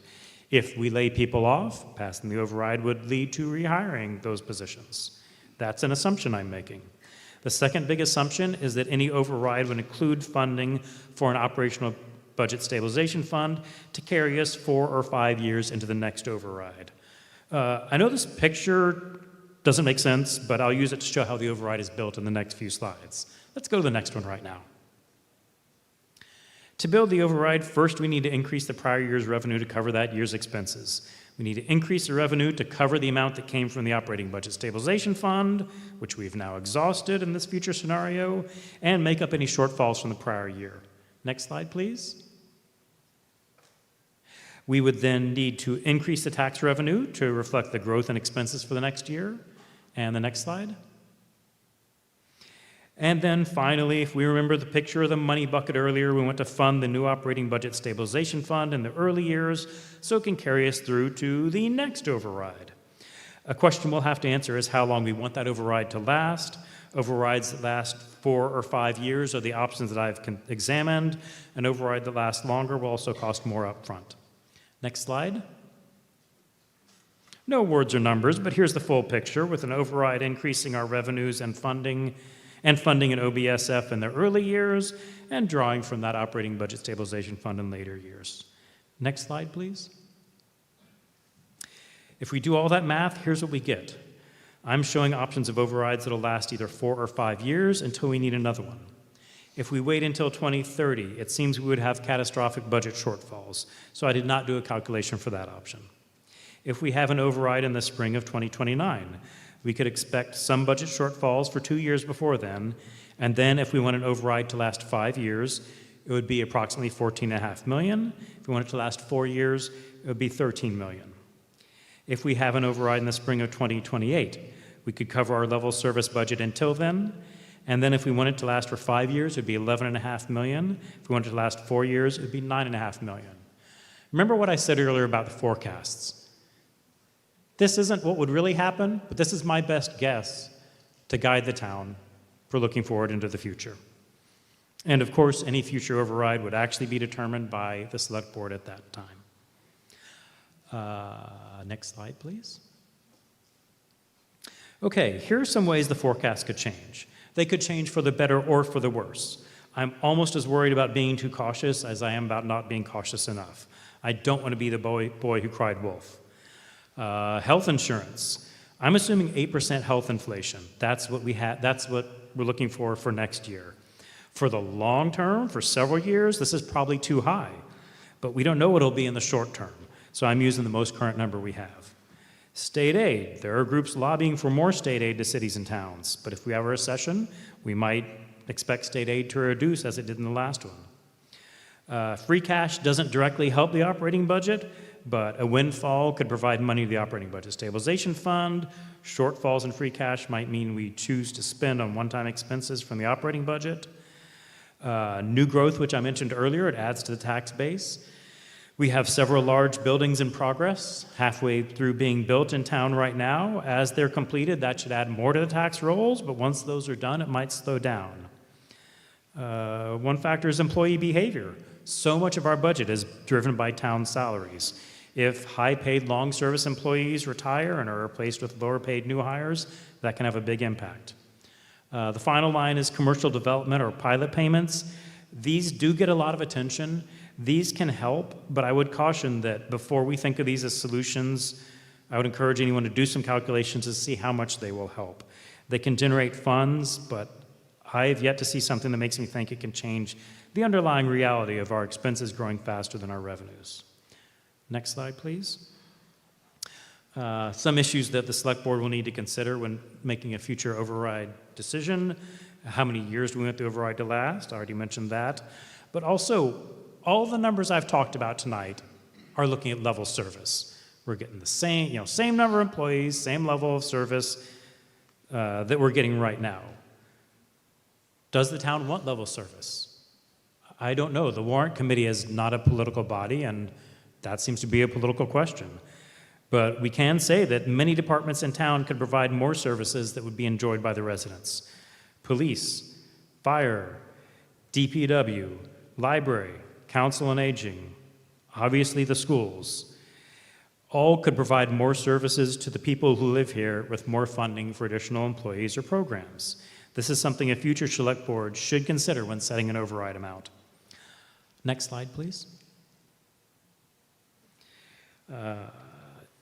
Is this the last one? Yeah, it is. In conclusion, we have a budget for FY27, which seems to meet the town's needs, but we are facing coming issues in the ongoing budget, as well as possible new buildings. I hope you're more comfortable now with the Operating Budget Stabilization Fund and how it gets us from one override to the next with minimal reduction in services. If we plan for the next override, we can prevent surprises for residents as well as town departments. In order to plan for the FY28 budget, the Warrant Committee wants to do whatever we can to help the Select Board make a decision about a target year for the exhaustion of the Override Budget Stabilization Fund and a possible override. Operating Budget Stabilization Fund. We encourage this decision before next fall so the town can have that information when planning the next budget. Thank you for your patience and thank you for your service on town meeting. Thank you, Mr. Funling. Thank you for also providing the presentation on Monday as well. We're now going to proceed to the consent agenda. Please note that pursuant to Rule 15 of the warrant, the consent agenda was publicly posted on the town website 5 days prior to town meeting. And the consent agenda has also been provided to you on this pink piece of paper at the front of the room. So if you don't have one, our wonderful Warrant Committee clerk is also going to post it on the projector here. Okay, so the consent agenda lists all of the articles in which, based upon the records of recent town meetings, I, the moderator, deem to be likely to be non-controversial. However, if 5 or more members of town meeting raise their hands as we go through them to remove an article from the consent agenda, then that article shall be removed from the consent agenda and will be debated and voted upon in accordance with the provisions of town meetings rules in the ordinary course. All articles remaining on the consent agenda shall be voted upon without debate with a 2/3 vote required for adoption. So first, because of the 2/3 vote requirement, certain matters coming before town meeting require the 2/3 vote. So, In accordance with Chapter 448 of the Acts of 1996, I'll entertain the following procedural motion that allows the moderator to declare that a 2/3 vote majority has occurred. That motion is, on matters requiring a 2/3 vote by statute, account need not be taken unless the vote so declared is immediately questioned by 7 or more members of the body as provided in General Laws, Chapter 39, Section 15. Will anybody say so moved? Thank you. Is there a second? Okay. All in favor? Say aye. All opposed? Okay. The motion's unanimous and carries. Thank you. Again, I want to remind you that pursuant to Rule 15 in the warrant, if any 5 voters ask to take an article off the consent agenda, it must be removed. Okay. I will now list the articles on the consent agenda one by one. So, if you object to the article remaining on the consent agenda, please raise your hand. If 5 total members raise their hand to strike the article from the consent agenda, this will be done without debate, and the article shall be stricken. I will then read the articles not on the consent agenda, just for purposes of clarity. Ms. Karen Bosworth, the Warrant Committee Clerk, is, again, as I mentioned before, displaying the consent agenda on the projected screen, and it's also provided to you on the pink paper. At the end, we will vote on the entire consent agenda with any stricken articles removed, and that vote will require a 2/3 majority. I'll say that at least 5 more times. Okay, so we have, skipping over Article 1, we have Article 2, authorize the treasurer to enter into compensating balance agreements. Okay, I see nobody. That stays. Article 3, capital budget appropriation. I see 2 hands. 3, 4. Somebody said up here. Diane, did you raise your hand? No. I'm sorry. Okay. Well, 5. Thank you. Up there. Okay, 5. So that one will come off. Article 3 is off. Article 4 is audit appropriation. Okay, I see nobody. That remains. Article 5, collective bargaining wage set aside. I see no hands. That will remain. Article 6, employee benefits appropriation. I see no one. That will remain. Article 7, Chapter 61, position classifications and wage increases. Seeing none, Article 7 will remain. Article 8, public safety appropriation. I definitely see 5, so that will come off. Article 8 being removed. Article 9, general government appropriation. I see none. That will remain. Article 10 is boards and committees appropriation. I see none. Article 10 will remain. Article 11, public works appropriation. Okay, there are 5 there. That will come off. Article 12, water enterprise fund appropriation. Article 12 will remain. Article 13, sewer enterprise fund appropriation. I see none. Article 13 will remain on the consent agenda. Article 14 is stormwater enterprise fund appropriation. Excuse me. Article 14, I see none. That will remain. Article 15 is appropriation for water system improvements. I see none. Article 16, is appropriation for sewer system improvements. And I see none. Article 16 will remain. Article 17, Board of Health appropriation. 1, 2, 3, 4, 5. Okay? Article 17, Board of Health appropriation will be removed from the consent agenda. Article 18, Library appropriation. And Article 18 will remain on, as I see none. Article 19, Cemetery appropriation. I see none, so the cemetery appropriation will remain on the consent agenda. Article 20, Parks and Recreation Appropriation. Seeing none, Article 20 will remain. Article 21, Consolidated Facilities Appropriation. Okay, I don't see any there, so Article 21. Article 22 is already not on the consent agenda, and that's the schools. Article 23, the Blue Hills Regional Technical School Appropriation. I see none for Article 23. That will remain. Article 24, Interest and Maturing Debt Appropriation. I see none for Article 24, and that will remain. Article 25, to rescind unissued debt authorizations. I see none. Article 25 will remain on the consent agenda. Article 26, Stabilization Funds Appropriation.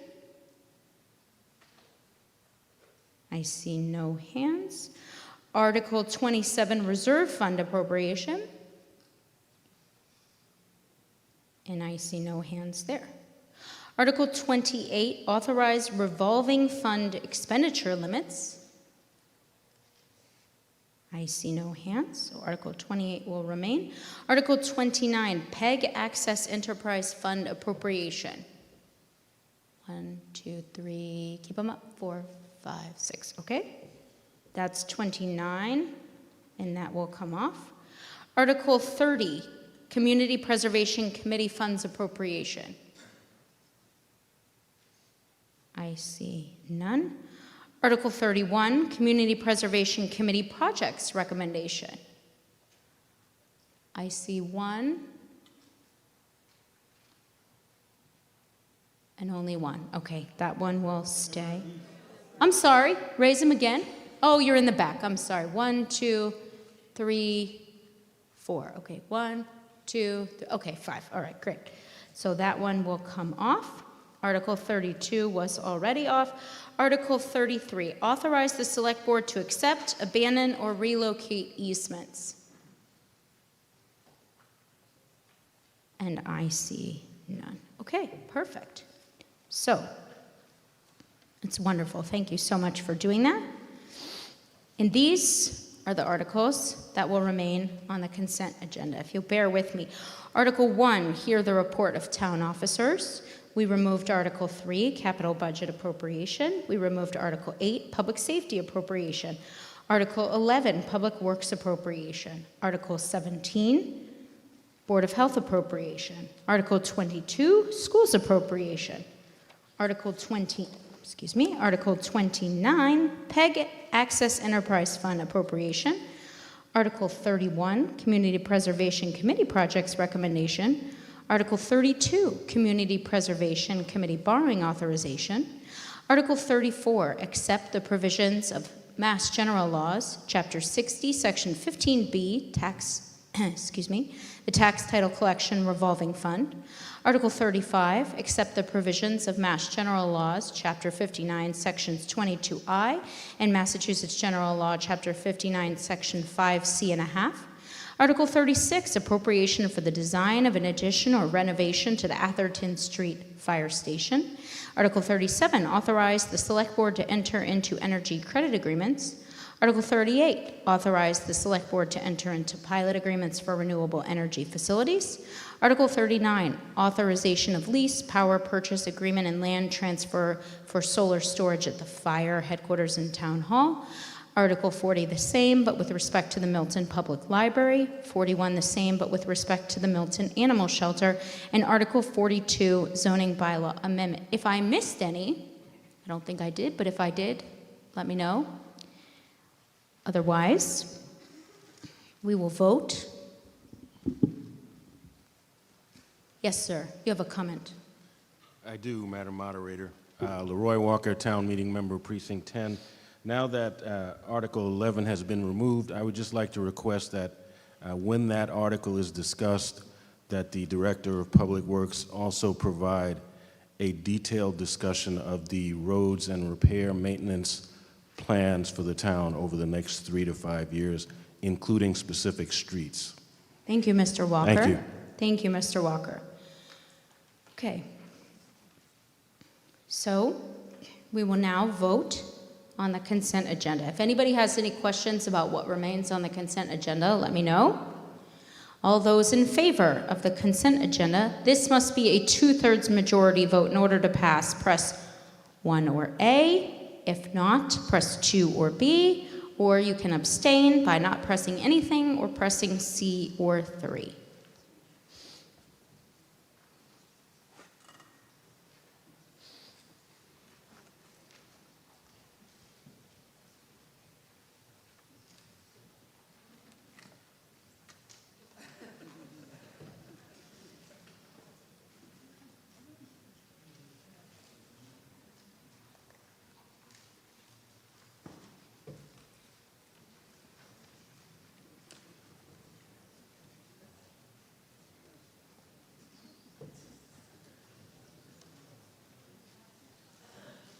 Wonderful. So we have yes, 231, no, 1, and abstain 2. That will be a 2/3 vote, and that will be our consent agenda. Thank you all very much. Okay. Now, we're moving to Article 1. Article 1 is submitted by the Select Board to hear and act upon the report of the town accountant and other town officers and committees. First, Mr. Sean O'Rourke, who's the chair of the School Building Committee, has asked to present on behalf of that committee. Mr. O'Rourke, you are recognized. Thank you.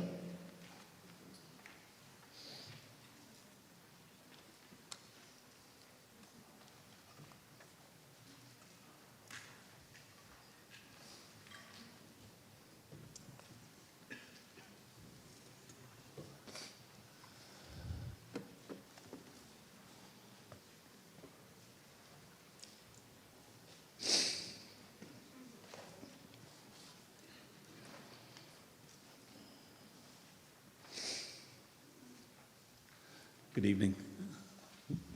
Twist that up. Thank you, Madam Moderator. Sean O'Rourke, Town Meeting Member, Precinct 8, Chair of the School Building Committee. Next slide, please. As a reminder to the body, the School Building Committee was formed in 2019 town meeting to address the overcrowding crisis that exists in the Milton Public Schools. We are made up of 9 voting members, which are appointed by the town 5 of which are appointed by the town moderator, 2 are appointed by the select board, and the remaining 2 are appointed by the school committee.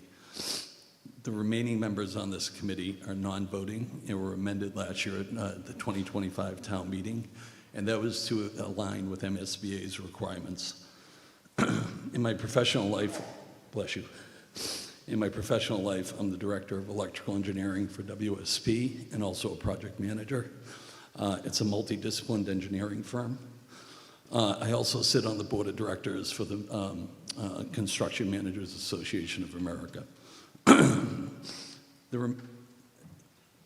The other members of this committee have deep educational and professional experience as architects, engineers, and construction managers, all of which have been volunteering their time for greater than 7 years. Next slide. Most cities and towns in Massachusetts and across the country are experiencing declines in student enrollment. However, that decline is not occurring in Milton. As can be seen in our current enrollment, our elementary schools continue to be overcrowded. Essentially, we are serving the equivalent of 5 schools within the walls of 4 facilities. This overcrowding crisis emerged over a decade ago, and is forecast to continue as young families with children move to Milton.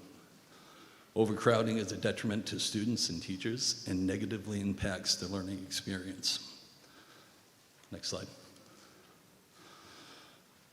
The School Building Committee has been hard at work for the past year working in concert with the Mass School Building Authority. As you may recall, the town did not originally qualify for MSBA reimbursement. However, after intensive work, last year the town was invited to the MSBA program, and Milton is now eligible for reimbursement of approximately 45% of eligible construction costs. This will significantly reduce the burden to Milton taxpayers. This invitation began in May 2025 when the School Building Committee began MSBA's Module 1 eligibility. Within this module, the town was required to submit documentation regarding enrollment, current and historical, birth rates within the town, building permit data, housing sales, and even maintenance records. This documentation was submitted to the Mass School Building Authority in July 2025. During the period from July to December of last year, the MSBA utilized a third-party independent educational consultant to develop enrollment projections for the planned project.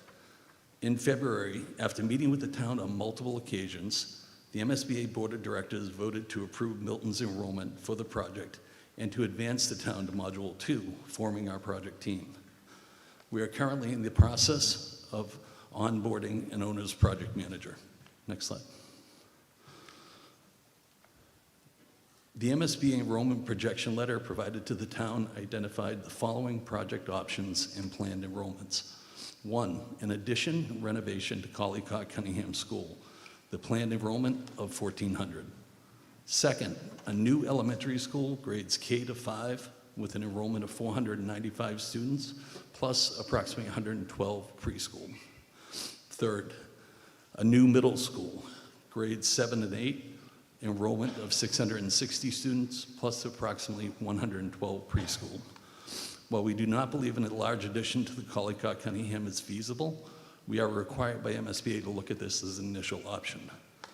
It should be noted, while this process may appear slow, the MSBA provided a thorough and methodical review of the data that was provided and determined these enrollments, again, through a third-party independent consultant. Next slide.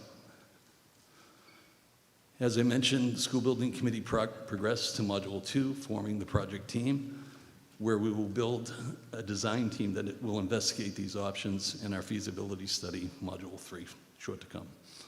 Next slide. The School Building Committee issued a request for services in April and already participated in a site walk at Gile Road with a number of interested owners, project manager firms.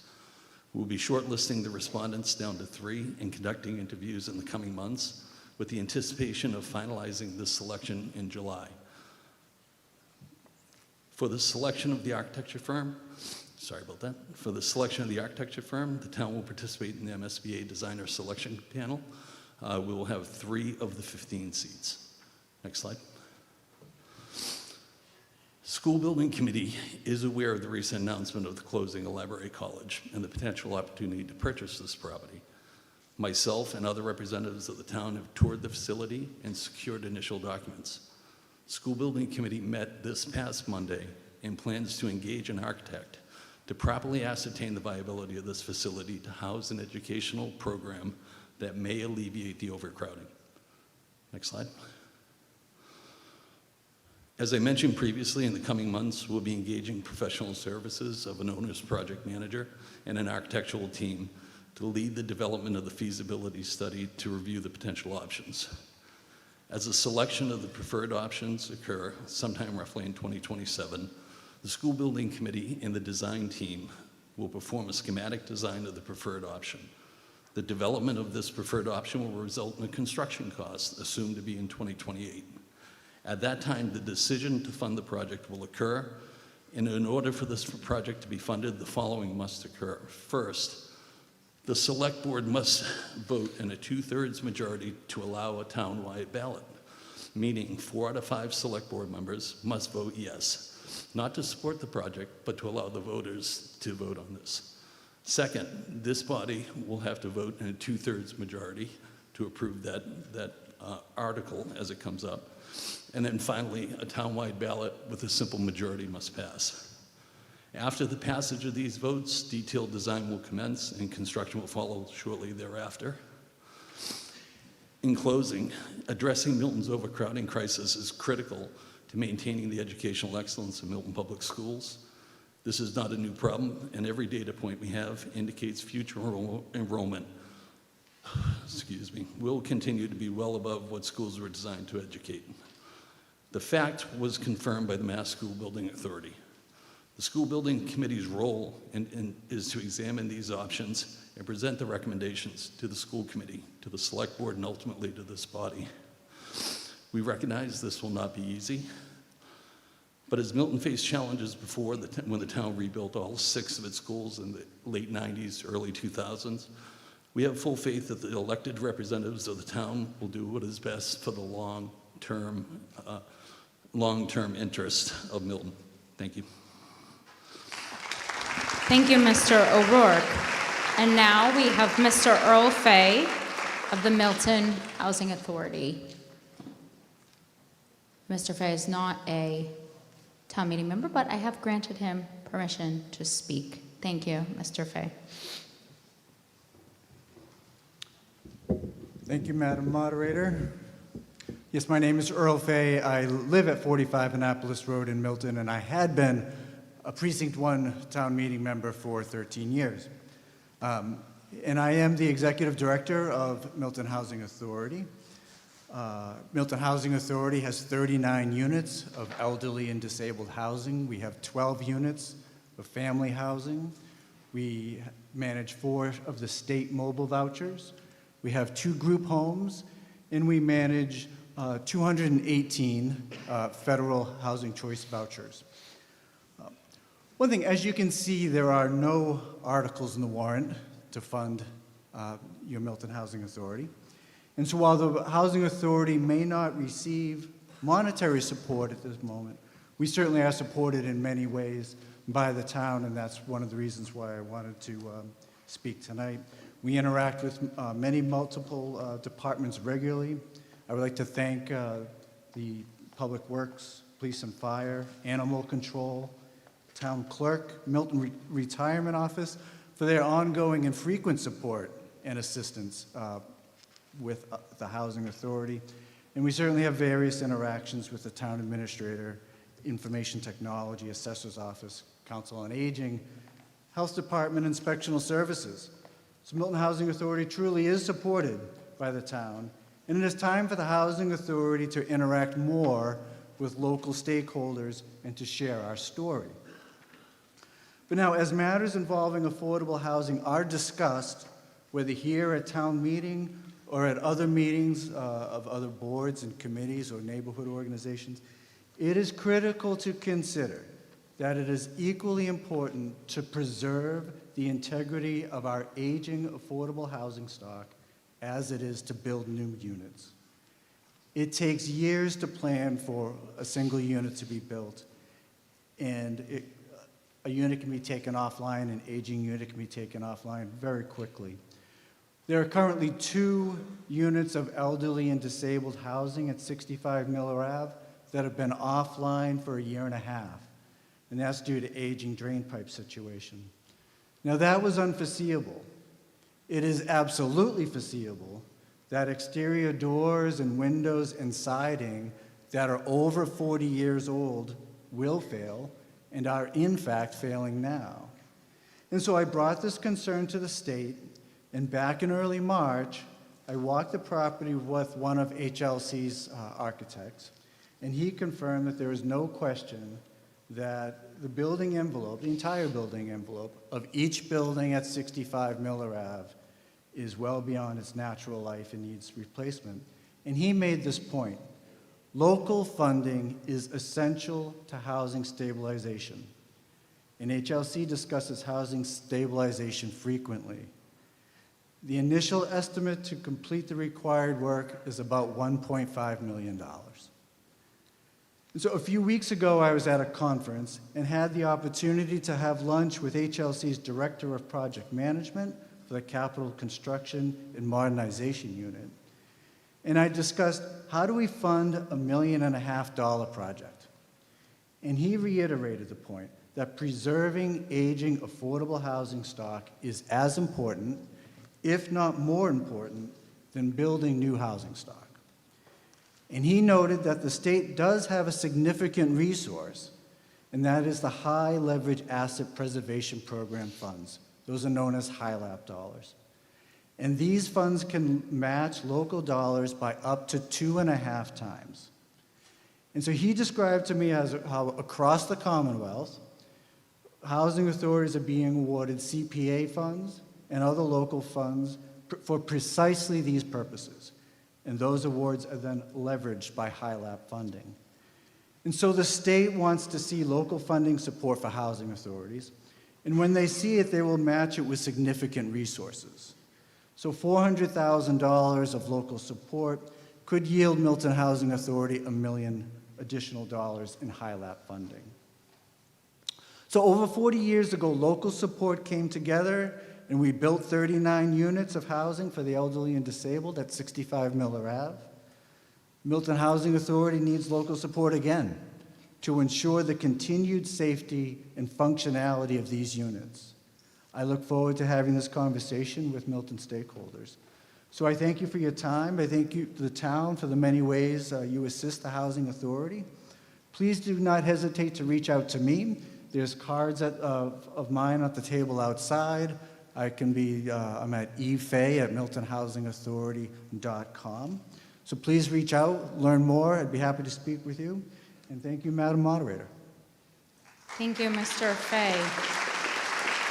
With respect to Article 1, Mr. Fundling, is there any additional comment by the Warrant Committee?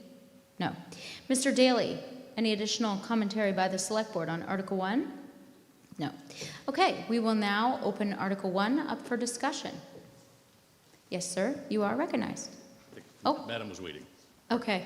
Thank you, Ma'am. Mr. Hiss. My name is Lori Stillman, Precinct 2, and I first want to thank and congratulate Mr. Fundling for that amazing financial forecasting presentation. I mean, I've been a town meeting member for almost 30 years, and this is exactly what we've been waiting for. And I hope that all of our committees will keep it in mind, and that it's not going to sit on the shelf, but that we'll be doing something with it. And I also want to commend the Warrant Committee for both the content and the tone of the warrant itself. It was clearly very collaborative and respectful of all the town departments, and we really appreciate it. I just have one quick question. I read the report, and there was a question that came up for me, and that had to do with the new growth projections. I noticed that there was a forecast of about a third less new growth income for next year than this year, and that's a lot of money to the town. So I'm just wondering how you came up with that forecast, unless I read the budget incorrectly. Thank you. Thank you. Mr. Fundling, if you're able to speak to that. Thank you, Madam Moderator. Jay Fundling, Town Meeting Member Precinct 3, Chair of the Warrant Committee. If you would recognize Town Administrator Nick Milano, I think he could address this better than I could. Okay, thank you. Mr. Milano, you're recognized. Thank you, Nicholas Milano, Town Administrator. So I think this is where we're still working through where our revenue projection should be. If you look at just the past couple of years, our new growth certainly has been over the $1 million mark that's currently in the projection. But that's based on what has been kind of a high-level watermark of both additions and renovations going on in existing single-family homes and others, and new construction. So we're probably at more of a peak than the norm. So the basis of having a lower estimate than we've been in the past year is just to be conservative and to be safe. And that new growth number does not actually get finalized until fall of '26. So it's a kind of a lagging indicator. So we feel more comfortable keeping it below kind of where it was last year. Last year was almost $1.5 billion. But we're keeping it conservative to be safe, just because it's a lagging indicator. We don't have all the information yet. We'll adjust in future years if we feel we can continue to accommodate that level of growth. Thank you, Mr. Milano. Ms. Stillman, did that answer your question? Yes, okay. Sir, you are recognized. Thank you, Bob Hiss, Town Meeting Member, Precinct 3. My question is on the Personnel Board. I looked on the town website, and the board is listed as to be appointed with no members, and I did a quick scan of the annual report, which came out 2 days ago, I think, Mr. Milano, you said. I didn't see a report from the board on it. I didn't see anything in the HR area. I met with Mr. Milano, I think, 2 years ago to talk about the future of the board. It seems to be dormant. And so my first question is, what's the latest on it? And I have a follow-up, perhaps, depending on that answer. Thank you. Mr. Milano, if you'd like to speak to that.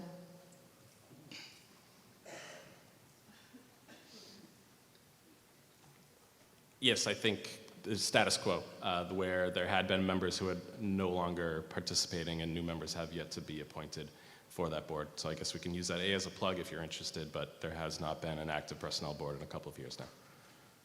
Thank you. Mr. Hiss?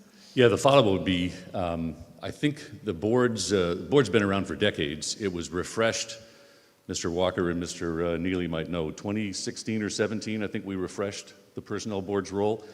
And so it's called for in our bylaws to be filled by the moderator. So if now the town is now thinking there's no point in it, then I would advise the town to bring forth an article to disband it.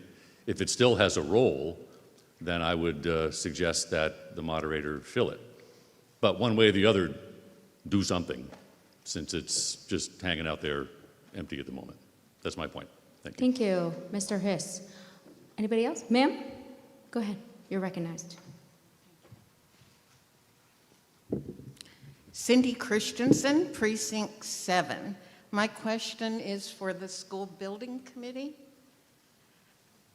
As the School Building Committee knows, another town meeting member and I have done extensive research trying to match what's been said with actual facts, and we came up with 3 reports. I want to ask about our second and third report that we researched and provided over a year ago.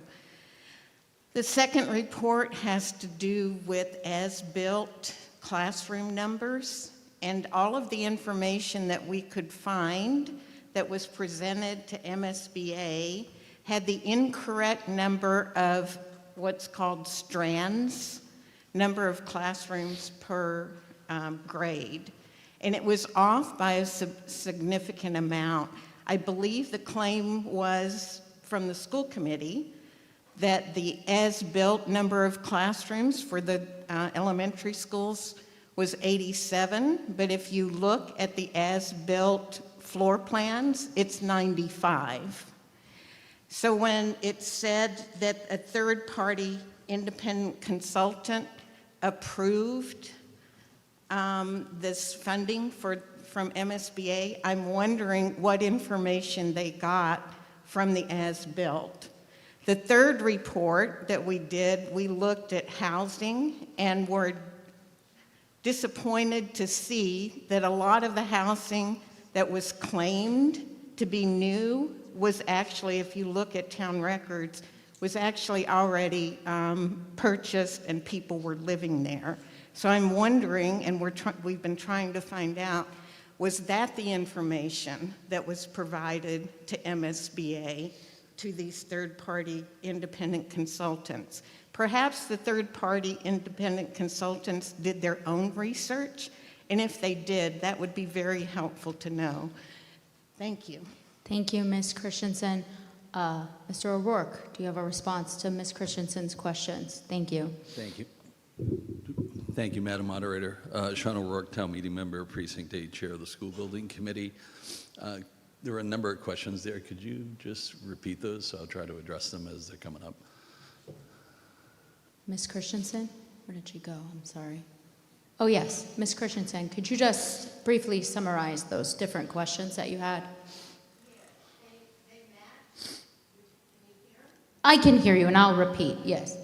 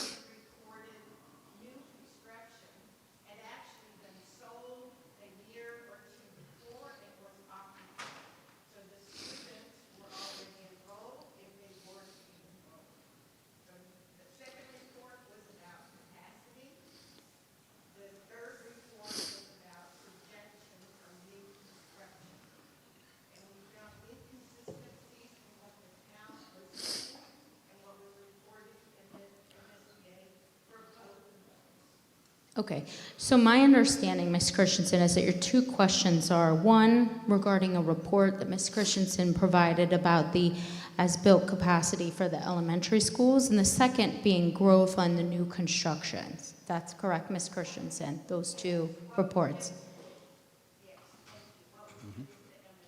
Thank you. Mr. O'Rourke, does that help? It does. I appreciate it. So similar to the first report that the previous speaker reported to, School Building Committee dove into that report, provided a detailed response to it, and initially that report actually wasn't provided to the School Building Committee. It was actually provided to the Select Board that then came to the School Building Committee. So we went through that first report, provided a detailed response to it. It's on the YouTube page and for everything to see. The other reports that are being referenced, reports, I think it's 2 and 3, we received probably 8 to 9 months after that report, so there's some due diligence that went into it. School Building Committee at our meeting on Monday formed a separate subcommittee to look at this. So right now, the School Building Committee is reviewing it. In regards to what was submitted to the Mass School Building Authority, I know this previous speaker had received a copy of our statement of interest, and all that information was in our statement of interest. Their reports were also shared with the MSBA that I also believe is referencing or reviewing these. So at this point, you know, with the amount of work that we're working on, we don't have a formal response to it, but we are looking into it as part of that subcommittee. Thank you. Ma'am, I see you in the front. You're recognized. Megan Walsh, Precinct 7, 107 Church Street. Did you just say that you did a deep dive on our initial report, Sean? Could you respond to that? Because we've been waiting for a response for 2 years now, and the MSBA actually sent Superintendent Phelan, as well as the MSBA, the new school committee, what I don't know what you call it at this point, but demanded that you have a response back to the MSBA and myself. I was one of the other people with Ms. Christensen, Dr. Christensen, who formulated that report. We've never received a deep dive or any information. Yes. Yes. Oh, I apologize. Ms. Sorry. Walsh, if you could direct your questions. Yes. My understanding is that your question is, did Mr. O'Rourke provide a detailed report to you, as he indicated? Is that correct? Well, he indicated there was a deep dive. Oh, excuse me, a deep dive and then a response. We've been asking for response to that. We've never received a deep dive, and the MSBA sent a direct letter to Superintendent Phelan asking for that. So I'm just asking where that information is and why it hasn't been directed to myself and Dr. Christensen. Thank you, Ms. Walsh. Mr. O'Rourke, if that's something that you can respond to. And thank you for that point of order. If everybody can, in fact, direct their comments to me. No problem. Go ahead. No problem. So the response on the deep dive, that was to the first report. And as I mentioned, that was provided initially to the Select Board in 2024. The deep dive we did had a response, I believe it was in September, School Building Committee of 2024. There's a clip of that we went through and did basically a full analysis of that. We went back after doing that deep dive, presented to Select Board.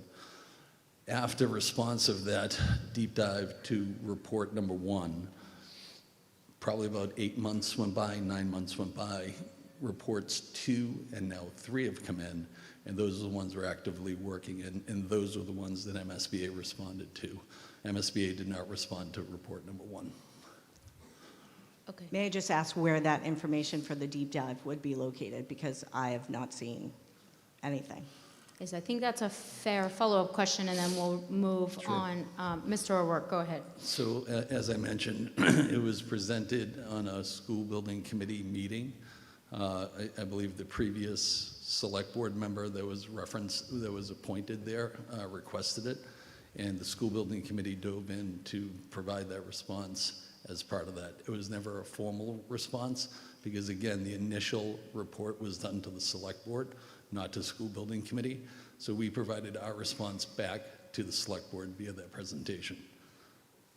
Okay, thank you. We'll move on, and then if you have additional follow-up questions. I also found a cell phone. I don't know where to. We have a missing cell phone, if you want to leave that in the front. And if anybody's missing their cell phone, they can ask the warrant committee. Thank you, Ms. Walsh. Ma'am, you are recognized in the front. Go ahead. Diane DiTullio, Agostino, Precinct 9, and Chair of the Commission on Disability. It was 30 years ago, I guess, that I was seated at the Selectmen's table, now called the Select Board. Things have changed. However, from my recollection and a quick review, Madam Moderator, of what the Personnel Board's actions and role is in the town, and remembering what their role used to be, can you please confirm when the Personnel Board became extinct, or no one was serving in that role prior to my question? That's really a question that I think would be better suited for Mr. Milano. Mr. Milano, did you hear Ms. Agostino's questions? And if you could respond to that. I mean, terminology is important. Extinct is not the right word. There was a town meeting vote to change the bylaw around the personnel board's authorizations that coincided with when the town administrator's special act was being approved to centralize the HR functions within the select board town administrator's office. And the personnel board's authorities were lessened at that time. In terms of when did the board have less of an active membership, I don't know, Mr. Hiss might have a better recollection, or town clerk may, in terms of when that membership started to get low. I can't speak to in a specific year. I think that was the case when I arrived in September of 22. So I don't have a good answer for you on around when. There was the action of town meeting to change the bylaw around the personnel board's authorities, which was, I think, 2018, if I'm remembering right. And then membership, I think, had started to fall off after that point. Thank you. I see that the town clerk is coming down. Yes, sure. Ms. Galvin, you're recognized. So I would have to double check, and I can certainly email you as to when the appointments declined. But I do agree with Mr. Milano that it was somewhere around 18, 19, 20, that it did start to, interest started to decline from the members.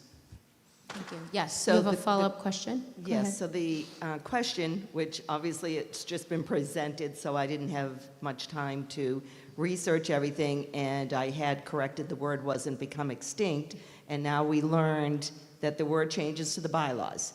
And as we all know, the bylaws are to be followed in the town, so if the bylaw, and additionally, you're well aware that the bylaws are written off of Mass General laws, so I'd appreciate town council would be the one who would explain, yes, the Mass General law still exists, maybe personnel boards have less, and that's why we're able to amend our own bylaw on the personnel board. But I think it was very wise to bring this point up, because if it's still in the bylaws and if there is still a purpose and a reason they're supposed to exist, we either need to follow the bylaw or we need to amend it at some future town meeting. So if town council could explain the Mass General law, the changes, and what our requirements are, since it's still part of the bylaw. Thank you. If the town council can speak to that. Thank you. Darren Klein, KP Law, through the moderator, and welcome to everyone tonight. Nice to see everyone. Regarding the question, Mass General Law does allow for a personnel bylaw that includes a personnel board, but there's no requirements under Mass law that that personnel board have any specific authority other than what it is given through the town's bylaw. It has definitely become, with more and more town administrator and town manager form of governments, to be more of an advisory role. You know, it does state in your bylaw that as has been discussed, that there needs to be one appointed, but I can tell you in other communities as well, sometimes it's very tough to get people on that personnel board. So, it doesn't take away the town administrator's authority that's stated in the Town Administrator Act, and I think is also recognized in your current personnel bylaw. Thank you. I see Ms. Christensen, did you have another, I don't see anybody else waiting, so we'll come back to Ms. Christensen.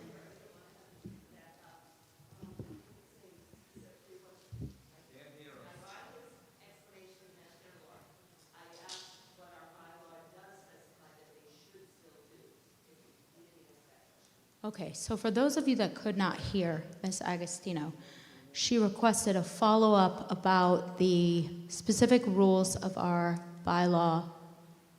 If Town Council, Mr. Klein, heard and can answer that question, I would appreciate it. I will read through the moderator again. I'll read directly from your bylaw. It says, "The Personnel Board and the Town Administrator shall administer the provisions of this chapter as outlined and shall resolve all relevant questions thereunder." It's fairly lengthy, but if you go to section 61.3 of the town bylaws, it lists all the authority of the Personnel Board.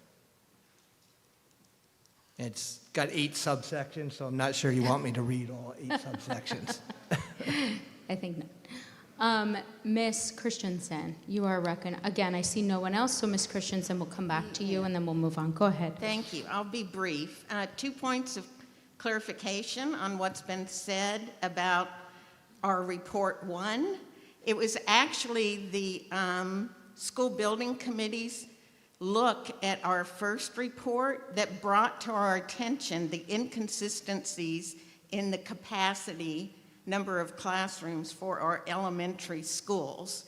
So what they claimed was the capacity when they were trying to correct us on something was off by close to 10 classrooms from what was submitted to MSBA. So the school committee and the school building committee are in disagreement with the capacity number of classrooms in the elementary schools, and we've pointed that out, and we have not gotten a response to that.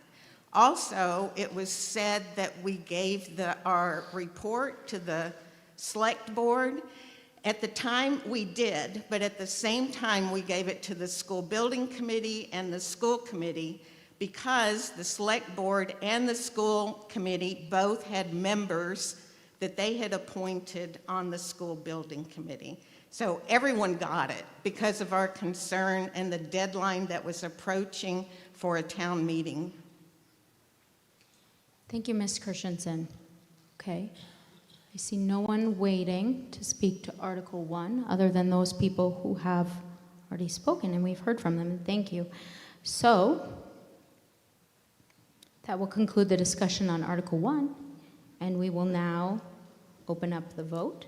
As a reminder, the motion on the floor is the recommendation of the Warrant Committee, which is that the town vote to accept the report of the town accountant and the other town officers and committees. So if you are in favor of Article 1, which is a majority, please indicate by voting on your clicker. A for yes, B for no, and C or press nothing for abstain. Thank you.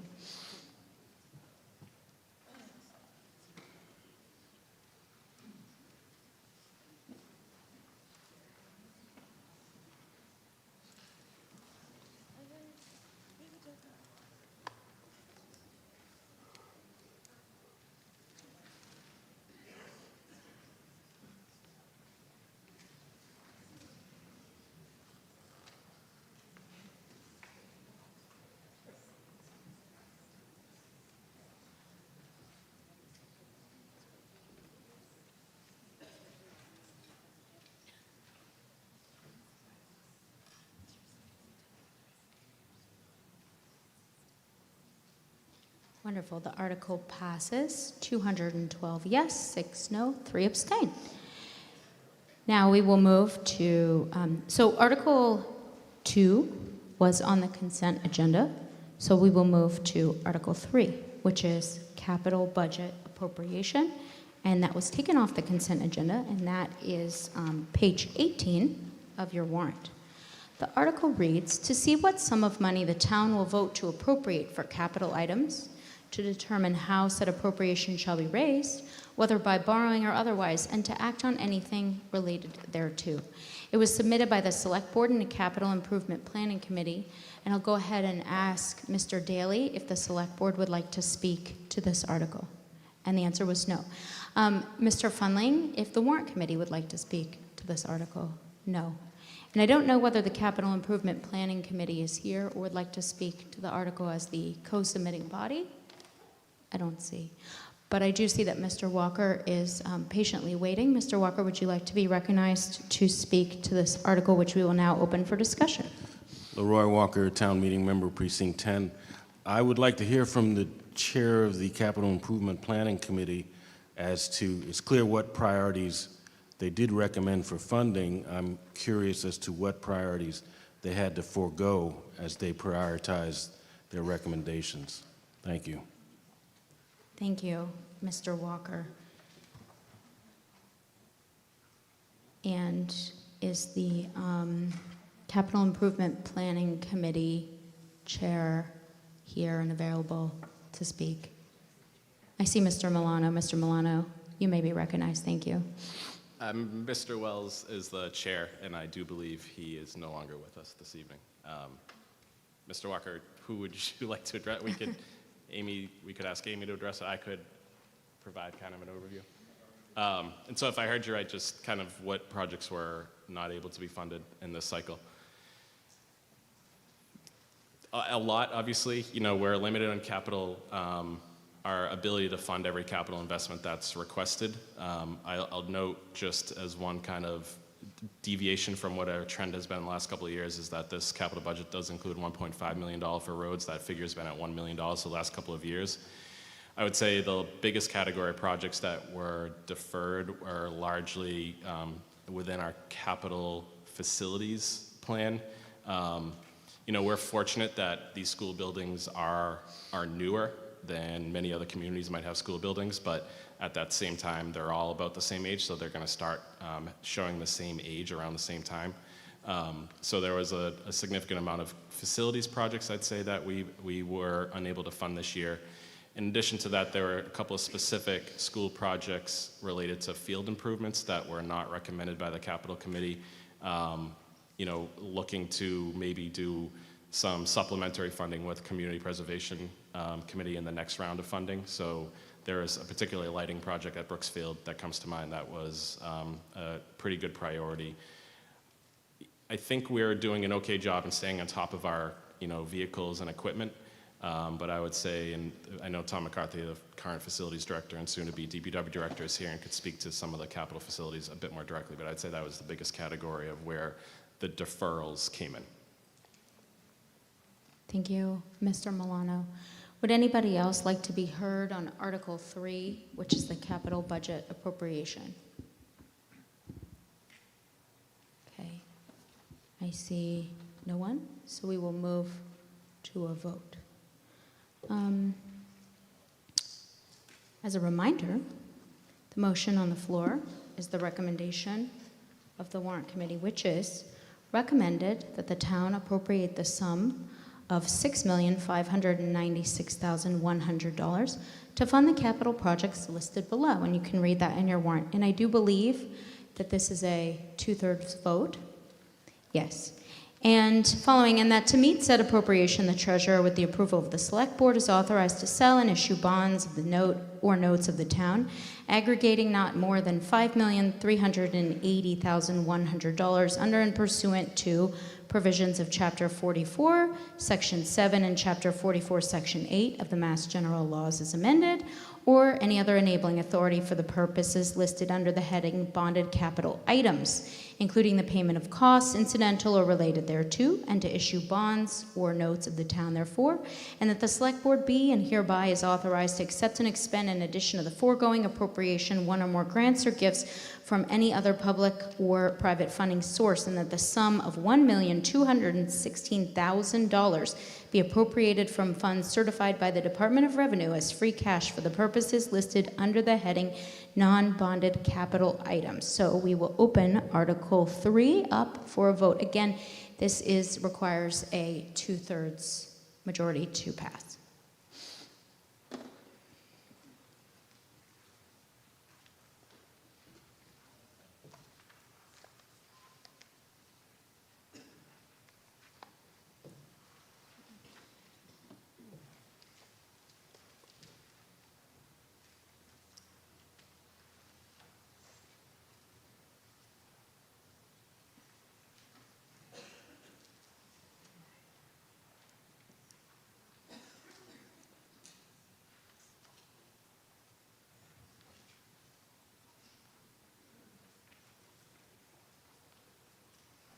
This passes 219 yes, 2 no, 1 abstain. That does meet the 2/3 threshold. So we will move on to Article 4 was passed by consent. Article 5 was passed by consent, as was Article 6 and 7. So we will move to Article 8, which is public safety.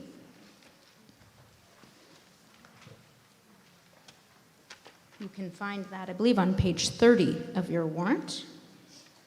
And the article reads, to see what sum of money the town will vote to appropriate for the 12-month period beginning July 1, 2026 for the several categories classified as public safety and to act on anything related thereto. This was submitted by the Select Board. Mr. Daly, would the Select Board like to speak on this article? No. Going to give Mr. Fundling an opportunity in a minute if he would like to speak on this article on behalf of the Warrant Committee. Mr. Fundling, would the Warrant Committee like to speak regarding the public safety appropriation? No. Okay. I will open this up. Yes, ma'am.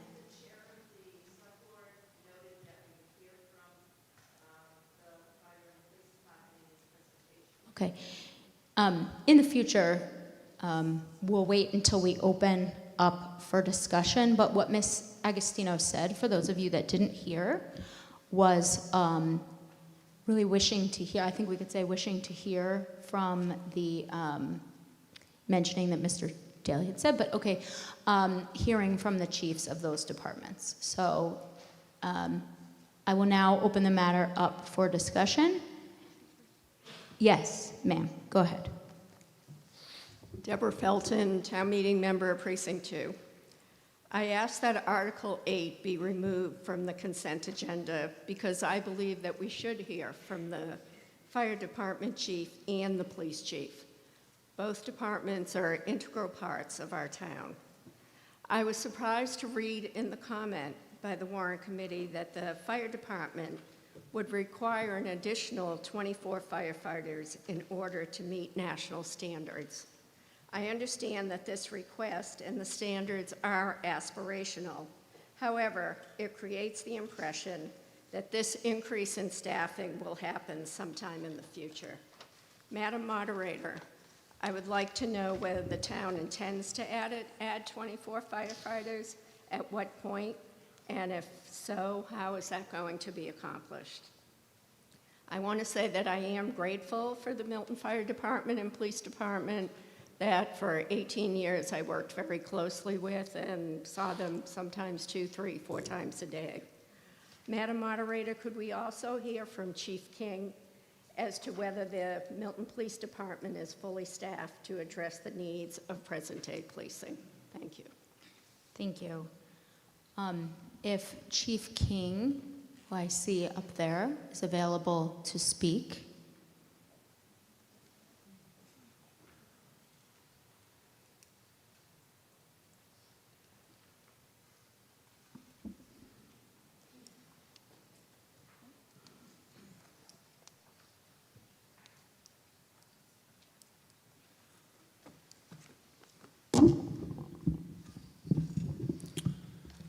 John King from the Police Department, the Police Chief. Our budget is basically a 2.5% increase over the prior year. In terms of the salary and wages, we're pretty much level. We're level on the sworn side. On the civilian side, that adds one IT position.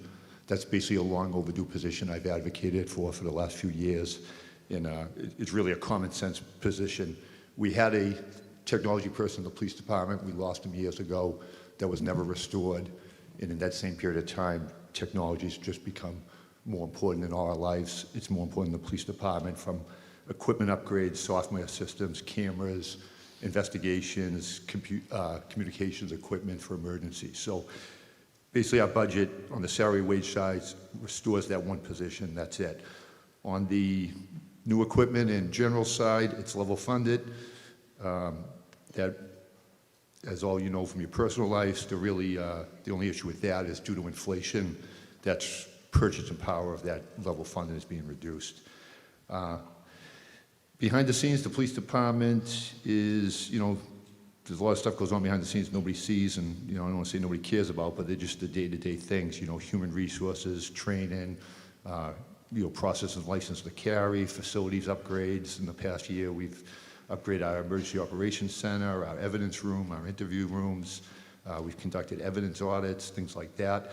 It's not the stuff people really care about. They care more about the operational stuff. On the operational stuff, we do a lot of the traditional things people expect, a lot of minor things, traffic, disturbance calls, medical calls. We have traditional thefts, some in the houses, cars, things like that. We do a lot of community policing, crime prevention stuff. We have a small unit of community service officers, our SROs in the schools, elder affairs, working with the council on aging, things like that. We deal with our occasional violent crimes and stuff like that. The trends, really three of them, I feel. Mental health issues, persons in crisis. Sadly, that's really been a hot button issue for the last several years, and it just continues to escalate. A lot of those calls are reoccurring calls, a lot of those calls are violent calls, and a lot of these people lack resources after the police are involved. We're dealing with that in a lot of houses, we're dealing with that, in the schools, working with them. Milton Hospital, they're really overwhelmed. Kearney closed, Quincy closed, Norwood closed. They're inundated with calls. We're there regularly, an enormous amount of times. Their nurses are being assaulted in the emergency rooms, things like that. So we're dealing with that because it's not just Milton people going there, it's all the surrounding communities are going there. Technology, that's a huge issue in crimes, and it's just become kind of the norm in every crime. And sometimes it's the crimes you don't think about. There's obviously financial crimes, cyber crimes, things like that. More people are losing money online or having their identity stolen and suffering bigger losses than the old days of people when I was a young officer and people were breaking into houses and stealing their cars and stuff like that. But we're also seeing that trend into issues with students, sexting, bullying, stuff like that. We're seeing it in domestic violence, people stalking and harassing each other using technology in those ways. So that's a trend. That's probably the second issue, and really the third biggest trend, I wouldn't say it's a trend because this is the steady one, is domestic violence. That's just a reoccurring, probably our most common arrest for a violent offense. We've had some very serious domestics in the past year. We had a woman killed in a stab-in. We had another woman shot 6 times. And those are the ones you read about in the paper. We go every day to a domestic, and a lot of people don't realize that. So those are kind of the trends. In terms of department needs, more direct to your question, we're staffed. I mean, we're level funded. We have 4 current vacancies, but we're working to fill those and get officers into the academy. We've been working on that actively, and they'll probably be going into the summer. But we're always, as people come, people retire. You have people out on maternity leaves, family medical leaves, so you're always running short, so to speak. An ideal wish list would probably be, a couple more officers and maybe at least a part-time civilian. And I'd say the dire needs would be if we could add a detective to specialize solely in these cyber investigations, the fraud, the financial scams, the identity thefts. All our detectives are trained in it, but that's become to the point where you need one person dedicated to it full time. So that would be, ideally one sworn officer and a second sworn officer. We have a small community service office. I created that when I first became chief. I think it's a critical unit. They work on these mental health calls. We have a mental health clinician in that unit. We have a civilian domestic violence advocate in the unit. We worked extensively to get grants from the state to fund those positions and get people in the building at no cost to the town. They work on all the substance use disorders with the Milton Coalition and Milton Health Department and groups like that. They do a lot of community service and outreach. They do neighborhood problems like traffic and stuff like that. Due to staffing, they're pretty much only staffed during the daytime. So in a perfect world, a second person could add like an evening shift person doing those same things. And then, you know, our mental health clinician, she's overwhelmed, and that's a civilian job, but ideally, even if we got somebody part-time to do like 20 hours a week at night, that would be a huge asset. So, you know, we're level funded in the sense I'm a realist, you know, I'm kind of conservative, but, you know, ideally, you know, perfect world, 2 more officers and maybe a 20-hour civilian could address some of those critical needs. Thank you, Chief King. And I believe that Ms. Felton also asked for Chief Madden, who I see. Chief Madden, if you're able to address Ms. Felton's concerns. Thank you. Questions, excuse me. Thank you.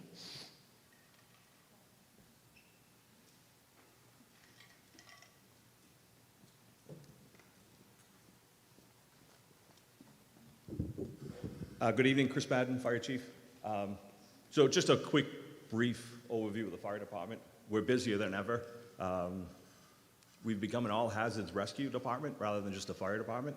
We handle everything, you name it, from motor vehicle accidents to hazardous material responses to water rescues to ice rescues to animal rescues. The firefighters do an amazing job at what they do. We've been level serviced for about 20 years. The last time we had any kind of change to our staffing was taking one firefighter and promoting them to a lieutenant position, which then became the fire prevention officer. Obviously, you know, with all the buildings, we work closely with the building department. Every building, every permit that gets pulled has to be inspected by the fire prevention. So busier than ever on that side. So when you talk about the 24 firefighters, obviously brought to light by the horrific fire in Fall River, that really brought to light the staffing of the firefighters, of the fire department. The NFPA, which sets the standards nationwide for just about everything that we do, the width of the street, where the smoke detectors are supposed to be, the pull stations are supposed to be, to the staffing on the fire trucks. The NFPA states that you should have 4 firefighters per apparatus, 4 on the engine, 4 on the ladder. Milton has, when we're fully staffed, we have 14 firefighters on 3 groups, 13 firefighters on 1 group. So when we're fully staffed, we can get to 3 firefighters on everything, and then 4 firefighters on engine 1. When we're minimum staffed, which is most of the time, is we have 3 firefighters on each engine and 1 firefighter on the ladder truck. So we're significantly lacking on firefighters in the ladder truck. Since I've been chief, that's all I can control. I've requested 5 firefighters for the last couple of years to boost our minimum staffing up to 12, which would put 3 firefighters on each engine and 2 firefighters on the ladder truck. That's what we're looking for. Those are the priorities that we would for staffing. We're also looking for, I think in 2016, we were approved for a new lieutenant position that would help out with training and fire prevention. That's just never been funded. That's always been blank, level $0 in our budget since it's 2016. And then the other position that we've requested was an assistant chief. The operational side, we are lacking with obviously the lack of firefighters on the ladder truck. And then the administration side. Lieutenant Metaliano, he does an amazing job. He's doing almost 800, 900 inspections a year. You look at these buildings that are going in, 40B, you know, in East Milton. He has to test every device, he has to make sure that the plans are there. So we are busier than ever. I'll give credit to the men and women of the fire department. They do an amazing job. Our service, fire service, has always been do more with less, and you know, it's getting critical with the one person in the ladder truck. And we've worked with the town administrator to try and find those ways to fund that, and it's just we haven't been able to really kind of get there on that. So I hope I answered your question. Any other questions? I'd be glad to answer. Thank you, Chief Madden. And then I see a question. Thank you. And I see two people waiting over here. Ma'am, you're recognized, and then we'll go to your sir. Go ahead. Thank you, Madam Moderator, and thank you to Chief King and Chief Madden for that helpful context. Jill Clark, Town Meeting Member, Precinct 4. I have a question about the way the information is presented in the warrant, and then may have a follow-up as well. Reading through Articles 5, 6, and 7, my understanding is that Article 5, that all of those are relative to the staff that are presented in Article 8, but presented separately in different articles. Is that correct? Mr. Milano.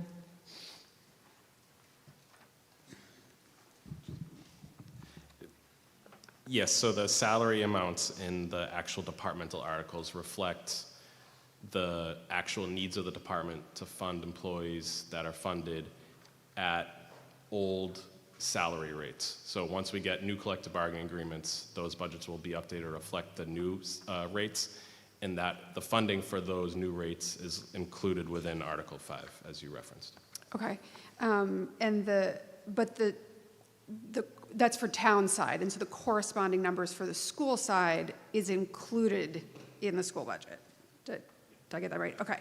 So I guess my question is then, I can look at, there's a lovely chart on page 90-something that clearly shows the increase in the school budget year over year is 3.76%, but there's not really a comparable number in the warrant that would tell me what the increase is year over year for public safety because of the way that it's split across different articles.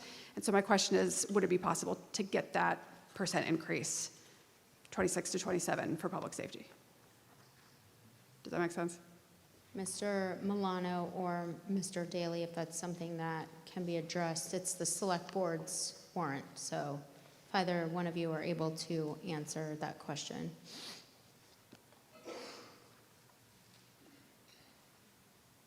Thank you, Mr. Milano.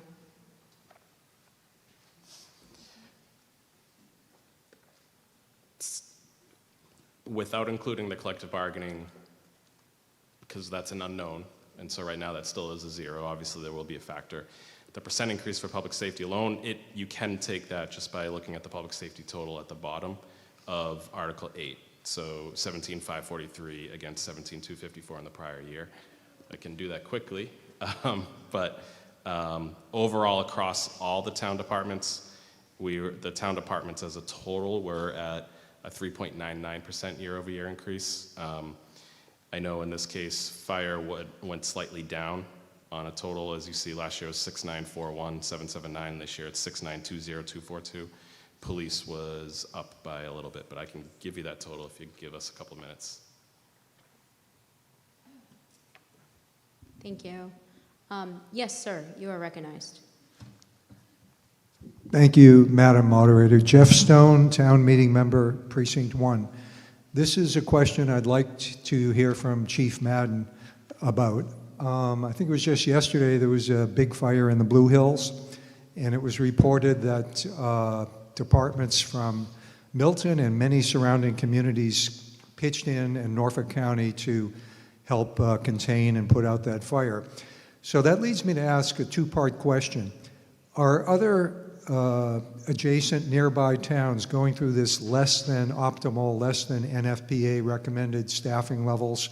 Are they all below where they'd like to be? And the second thing is, with our cooperative, I forget what you call it, but the cooperative arrangements we have with other towns when we're in need, let's say we have 2 or 3 fires or one big fire in Milton, and we have need for assistance from other departments, does that arrangement that we have with nearby communities help alleviate the less than desirable staffing levels that we and the other departments have? So does that help us to cope when we are really deluged with some big needs in town by having the nearby departments come and help?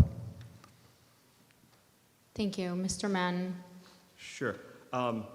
So other cities and towns, the cities and towns that I know of that abide by the NFPA for firefighters per apparatus would be Boston, Brookline. Weymouth has 4 per engine, and I believe Fall River now are the ones in the Commonwealth that are the ones that have 4 firefighters per apparatus. Most cities and towns have 3 on the engine and 2 or 3 on the ladder trucks around us. Some cities and towns run the ambulance, which then augments their fire departments or their firefighters on their apparatus. So that's, without going into it, obviously Boston has plenty of people. And then what you're talking about is a mutual aid agreement. So the mutual aid agreement is important, Whenever we have a big incident or multiple incidents, we can call our neighbors and they'll send help.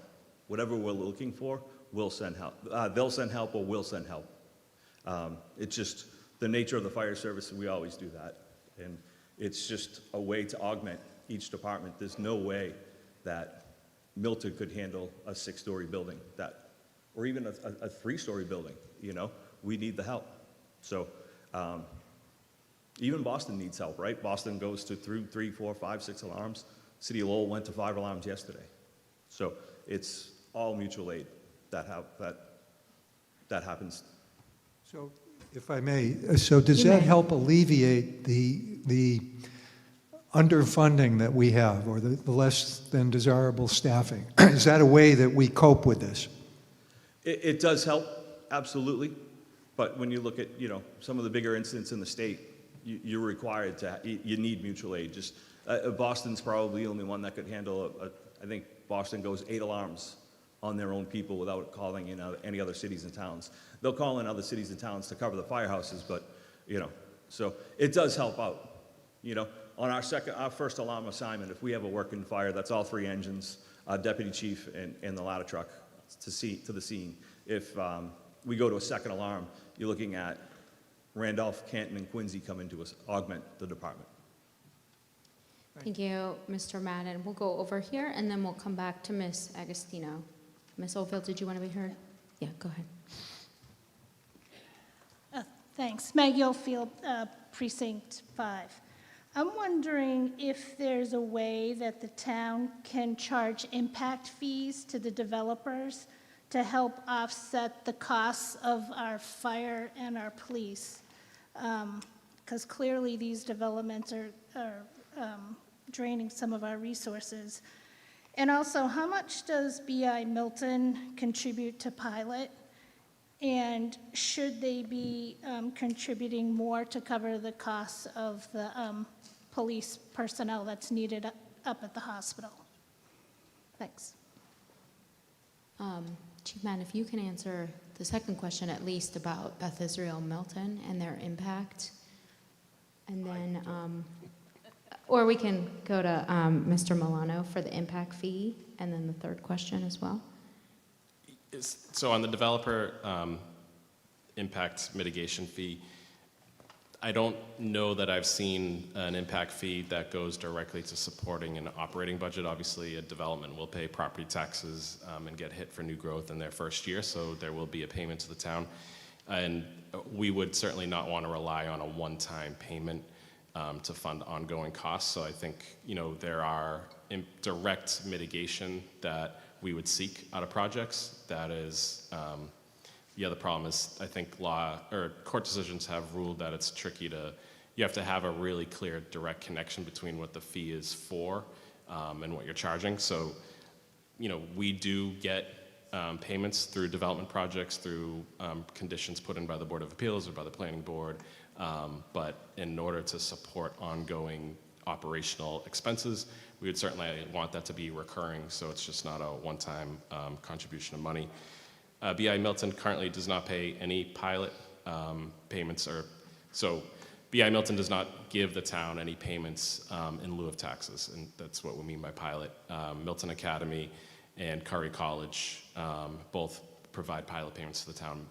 BI Milton does not. And in fairness to them, they do have a medical office building, which is taxable in portions. So there is some tax payments, but certainly not the amount that would be if it were fully taxable. Thank you, Mr. Milano. And Ms. Agostino, I see that you're also waiting to speak on this article. Okay, go ahead.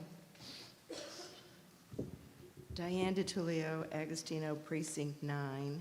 And I'd like to begin by pointing out that last year we also removed the public safety article from the consent, and I would request that in future years, it's so important for us to hear every year, to give the opportunity for the fire chief and the police chief to make their statement. You know, they keep it to under 5 minutes. You know, the select board generally does recognize them, so I would ask that you please consider to make it a standard that public safety would not be part of the overall consent. And then it was just brought to my attention, and it might be a point of order that the town clerk would definitely need when she creates the report. When the individual asked about how Article 6, what would she say, Article 5, 6, and 7 become the financials. So am I missing, who submitted Article 7? It doesn't state who submitted Article 7, and the annual report would have to show that. Is that something that the select board, being their warrant, either Mr. Daly or Mr. Milano, can answer Ms. Agostino's question regarding the submitting body of Article 7?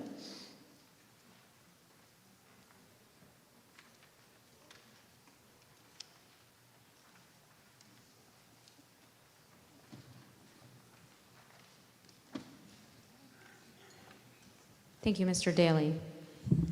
Winston Daly, Town Meeting Member Precinct 2, Chair of the Select Board. That was just an oversight. This was submitted by the Select Board, just a typo, something that we will correct going forward. Thank you. Thank you. Do you have a follow-up question, Ms. Agostino? So, as I noted, for the town report to identify it, how would we correct that?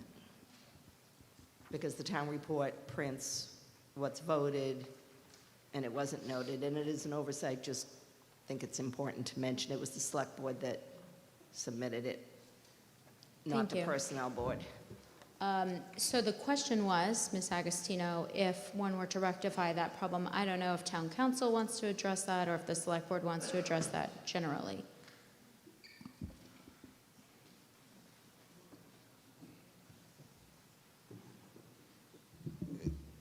As far as could you just repeat the question as far as, were you saying how should it be noted in the annual report? Is that what I heard you say?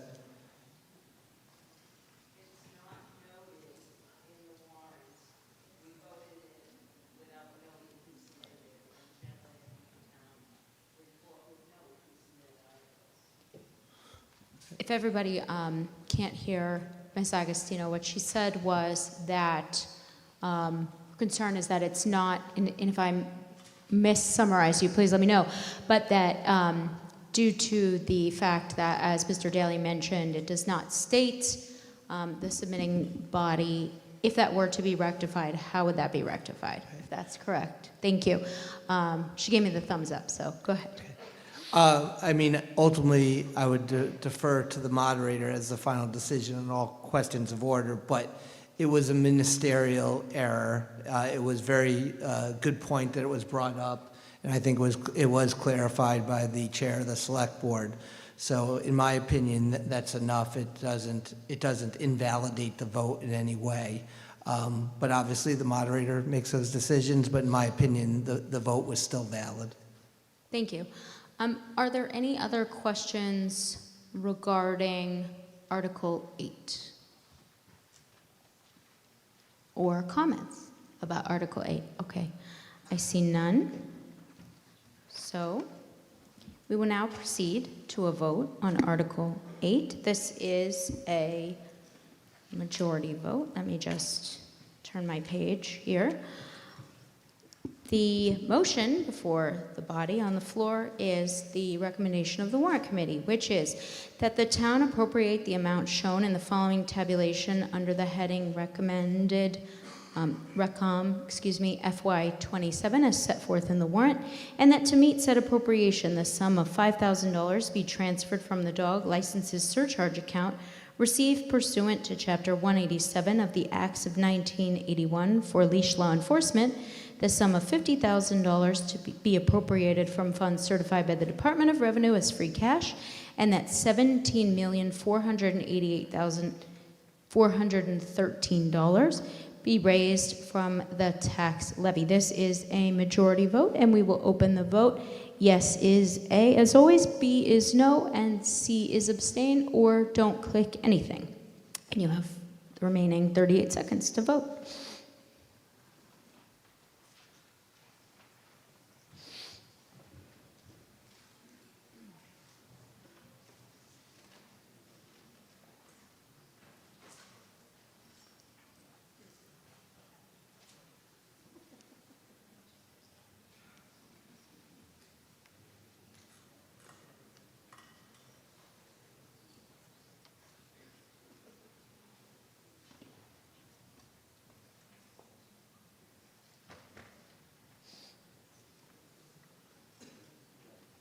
Okay. 211 yes, 0 no, and 1 abstain. The article passes. Articles 9 and 10 were passed pursuant to the consent agenda, and we will move to Article 11, which is Public Works Appropriation, and you can find on page 37, I believe, of your warrant.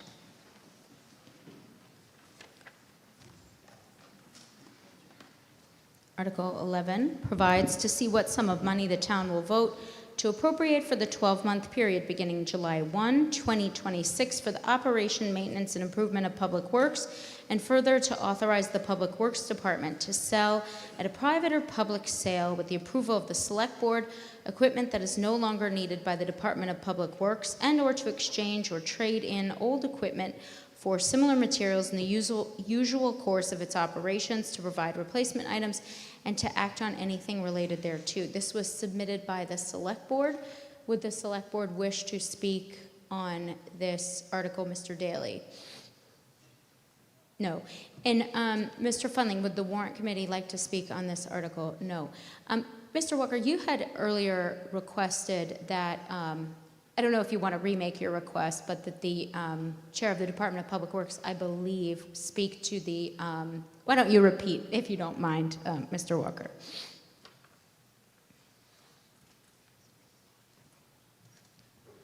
Leroy Walker, Town Meeting Member, Precinct 10. The request was for a detailed report on road maintenance and repair, what the plan is for the next 3 to 5 years with specificity about streets, roads, cost, and so forth. I realize it was short notice, so we could move that to tomorrow night if necessary, but I would like to hear that information. Thank you. Thank you. Okay. I've been advised that we don't have the appropriate person to hear from on the, oh, yeah. Yes, Mr. Milano, we do. Yes, oh, Ms. Fernandez, I see you. Thank you.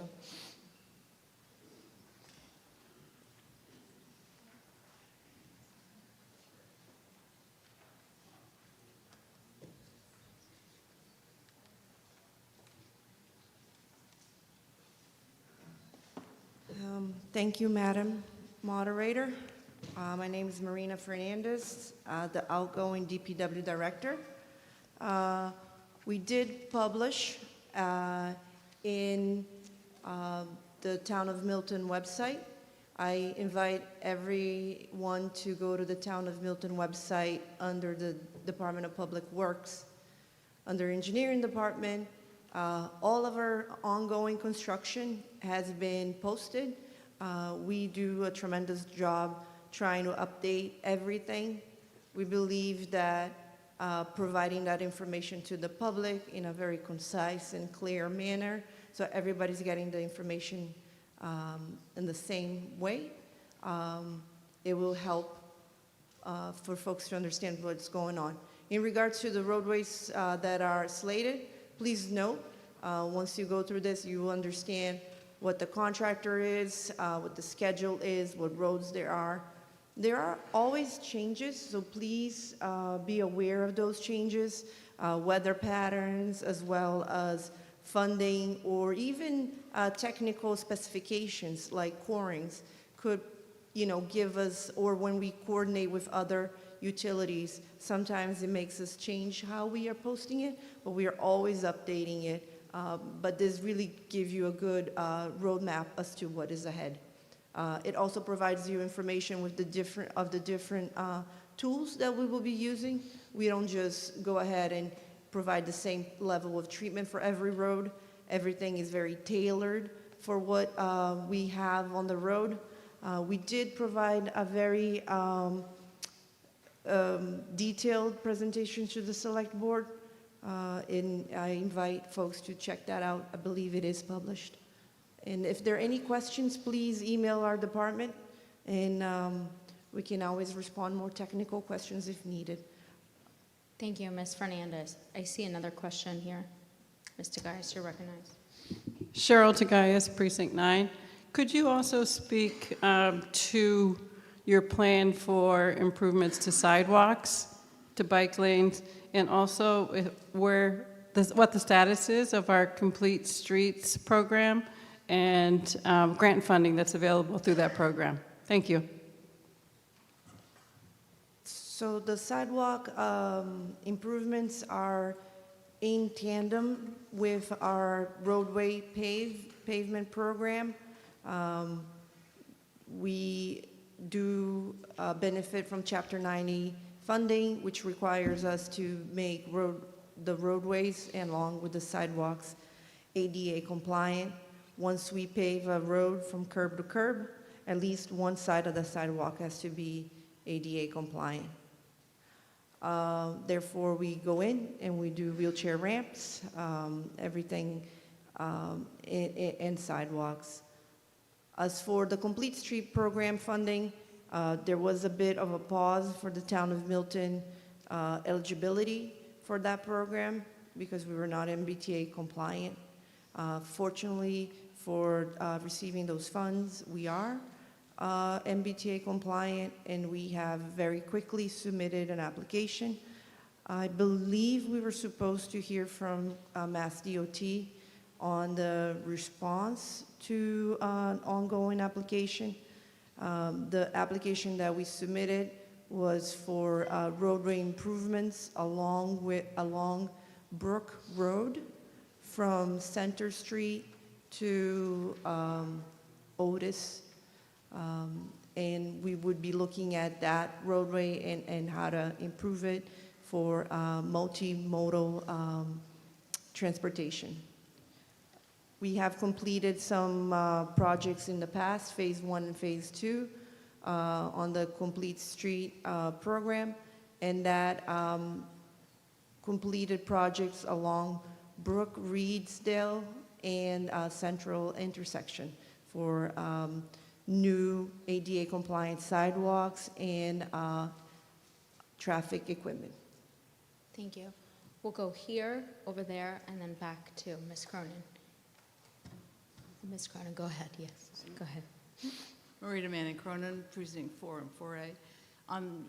The previous speaker spoke about Chapter 90, and I was just wondering, we used to have a separate article for Chapter 90, and the streets were listed.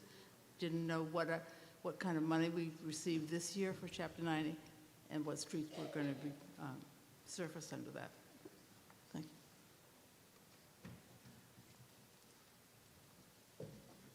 you. I don't know the number off the top of my head, but it is $1.2 million, I believe, that we received. That money has increased over the years due to the fair share program. It used to be $926,000 when I started here as a town engineer about 5 years ago, and it has increased to close to $1.2 million. I did see historically, that is previous to me starting, that the roads were listed And again, due to the fact that we are always tailoring the roads approach, sometimes we have had issues with trying to get the contractors out here because some treatments require to be done at a certain specific time of the year. We did trend away from listing those roads in order to get the work done and completed as much as we could with the year and not tying in that money to that specific road if that road had to be moved to the following year. That is my understanding as to how we stayed away from listing those streets. Thank you, Ms. Fernandez. We'll go here and then over there. Go ahead. Oh, go ahead. Brian Kelly, Precinct 7. Something came out recently. We were all out campaigning, and a lot of people stand on the deck in East Milton and hold signs. You get a long enough time to take a look at what's going on. The walkways in the new deck are all crumbling. It absolutely amazes me that this is such a new redo that it's not lasting. Now, I don't know if it's because of the quality of the workmanship that the state provided, or if it's the maintenance from our DPW putting salt or corrosive materials on the concrete that maybe should have been treated with a different type of treatment. So I don't know where the issue stems from, but there are issues over there. If you stand across from the East Milton, the current East Milton Fire Station, that's the corner I was on, and if you look south, the crosswalk is wavy. And then you'll notice that the whole pavement is starting to like, it's moving. So it could be some serious things going on there. I don't know who's going to have to talk to the state about it and investigate it, but it's something that came to mind. I took some pictures. I'll be happy to bring them tomorrow night if you want to show them to the town meeting members, but that's all. Thank you. Thank you, Mr. Kelly. Ms. Fernandez, did you wish to speak to that? And then we'll go over here. Yes, thanks for bringing that up. We did flag that. We've been working with Mass DOT for over a year. The specifications, my understanding is the specifications in the concrete made for that era. Concrete is very finicky. It can start flaking. That was identified. Mass DOT understands that issue.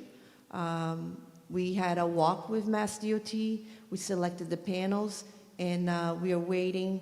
Just the scheduling of those panels will be replaced. Okay. So thank you. Thank you. And then we'll go over here. Hi, Bill White, Precinct 6 Town Meeting Member.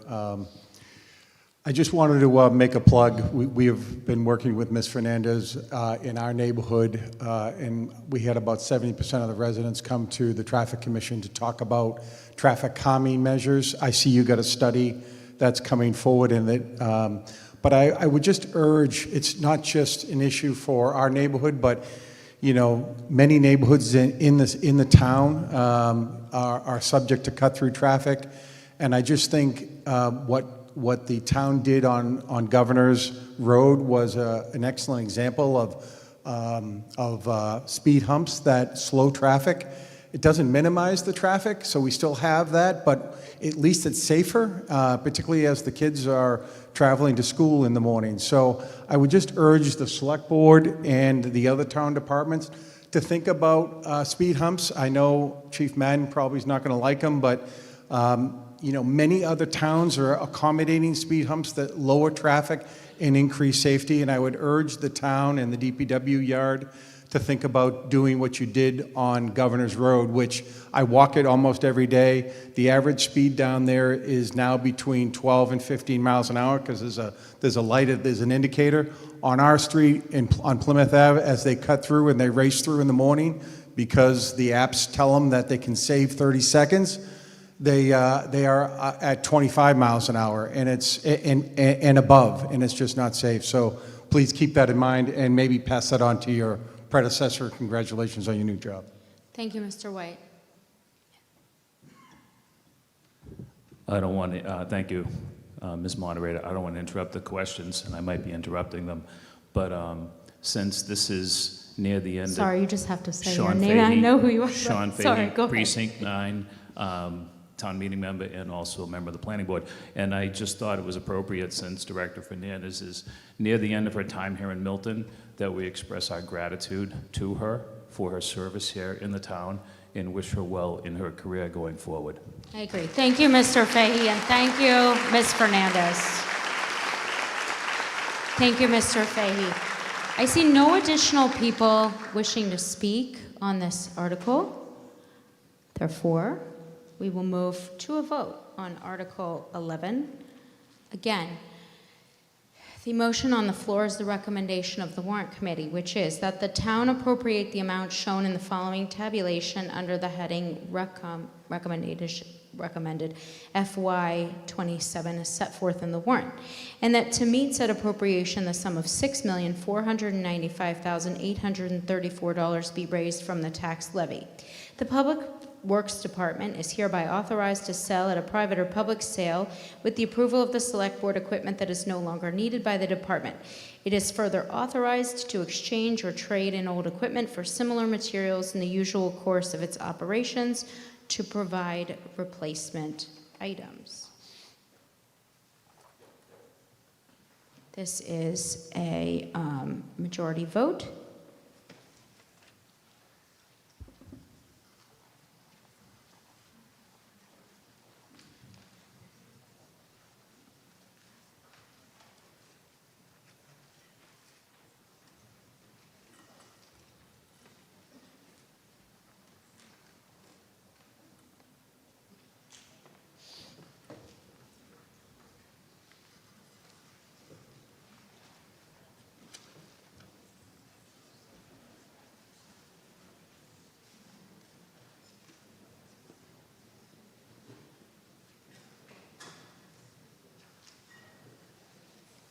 And it passes 200 yes, no no's, and no abstains.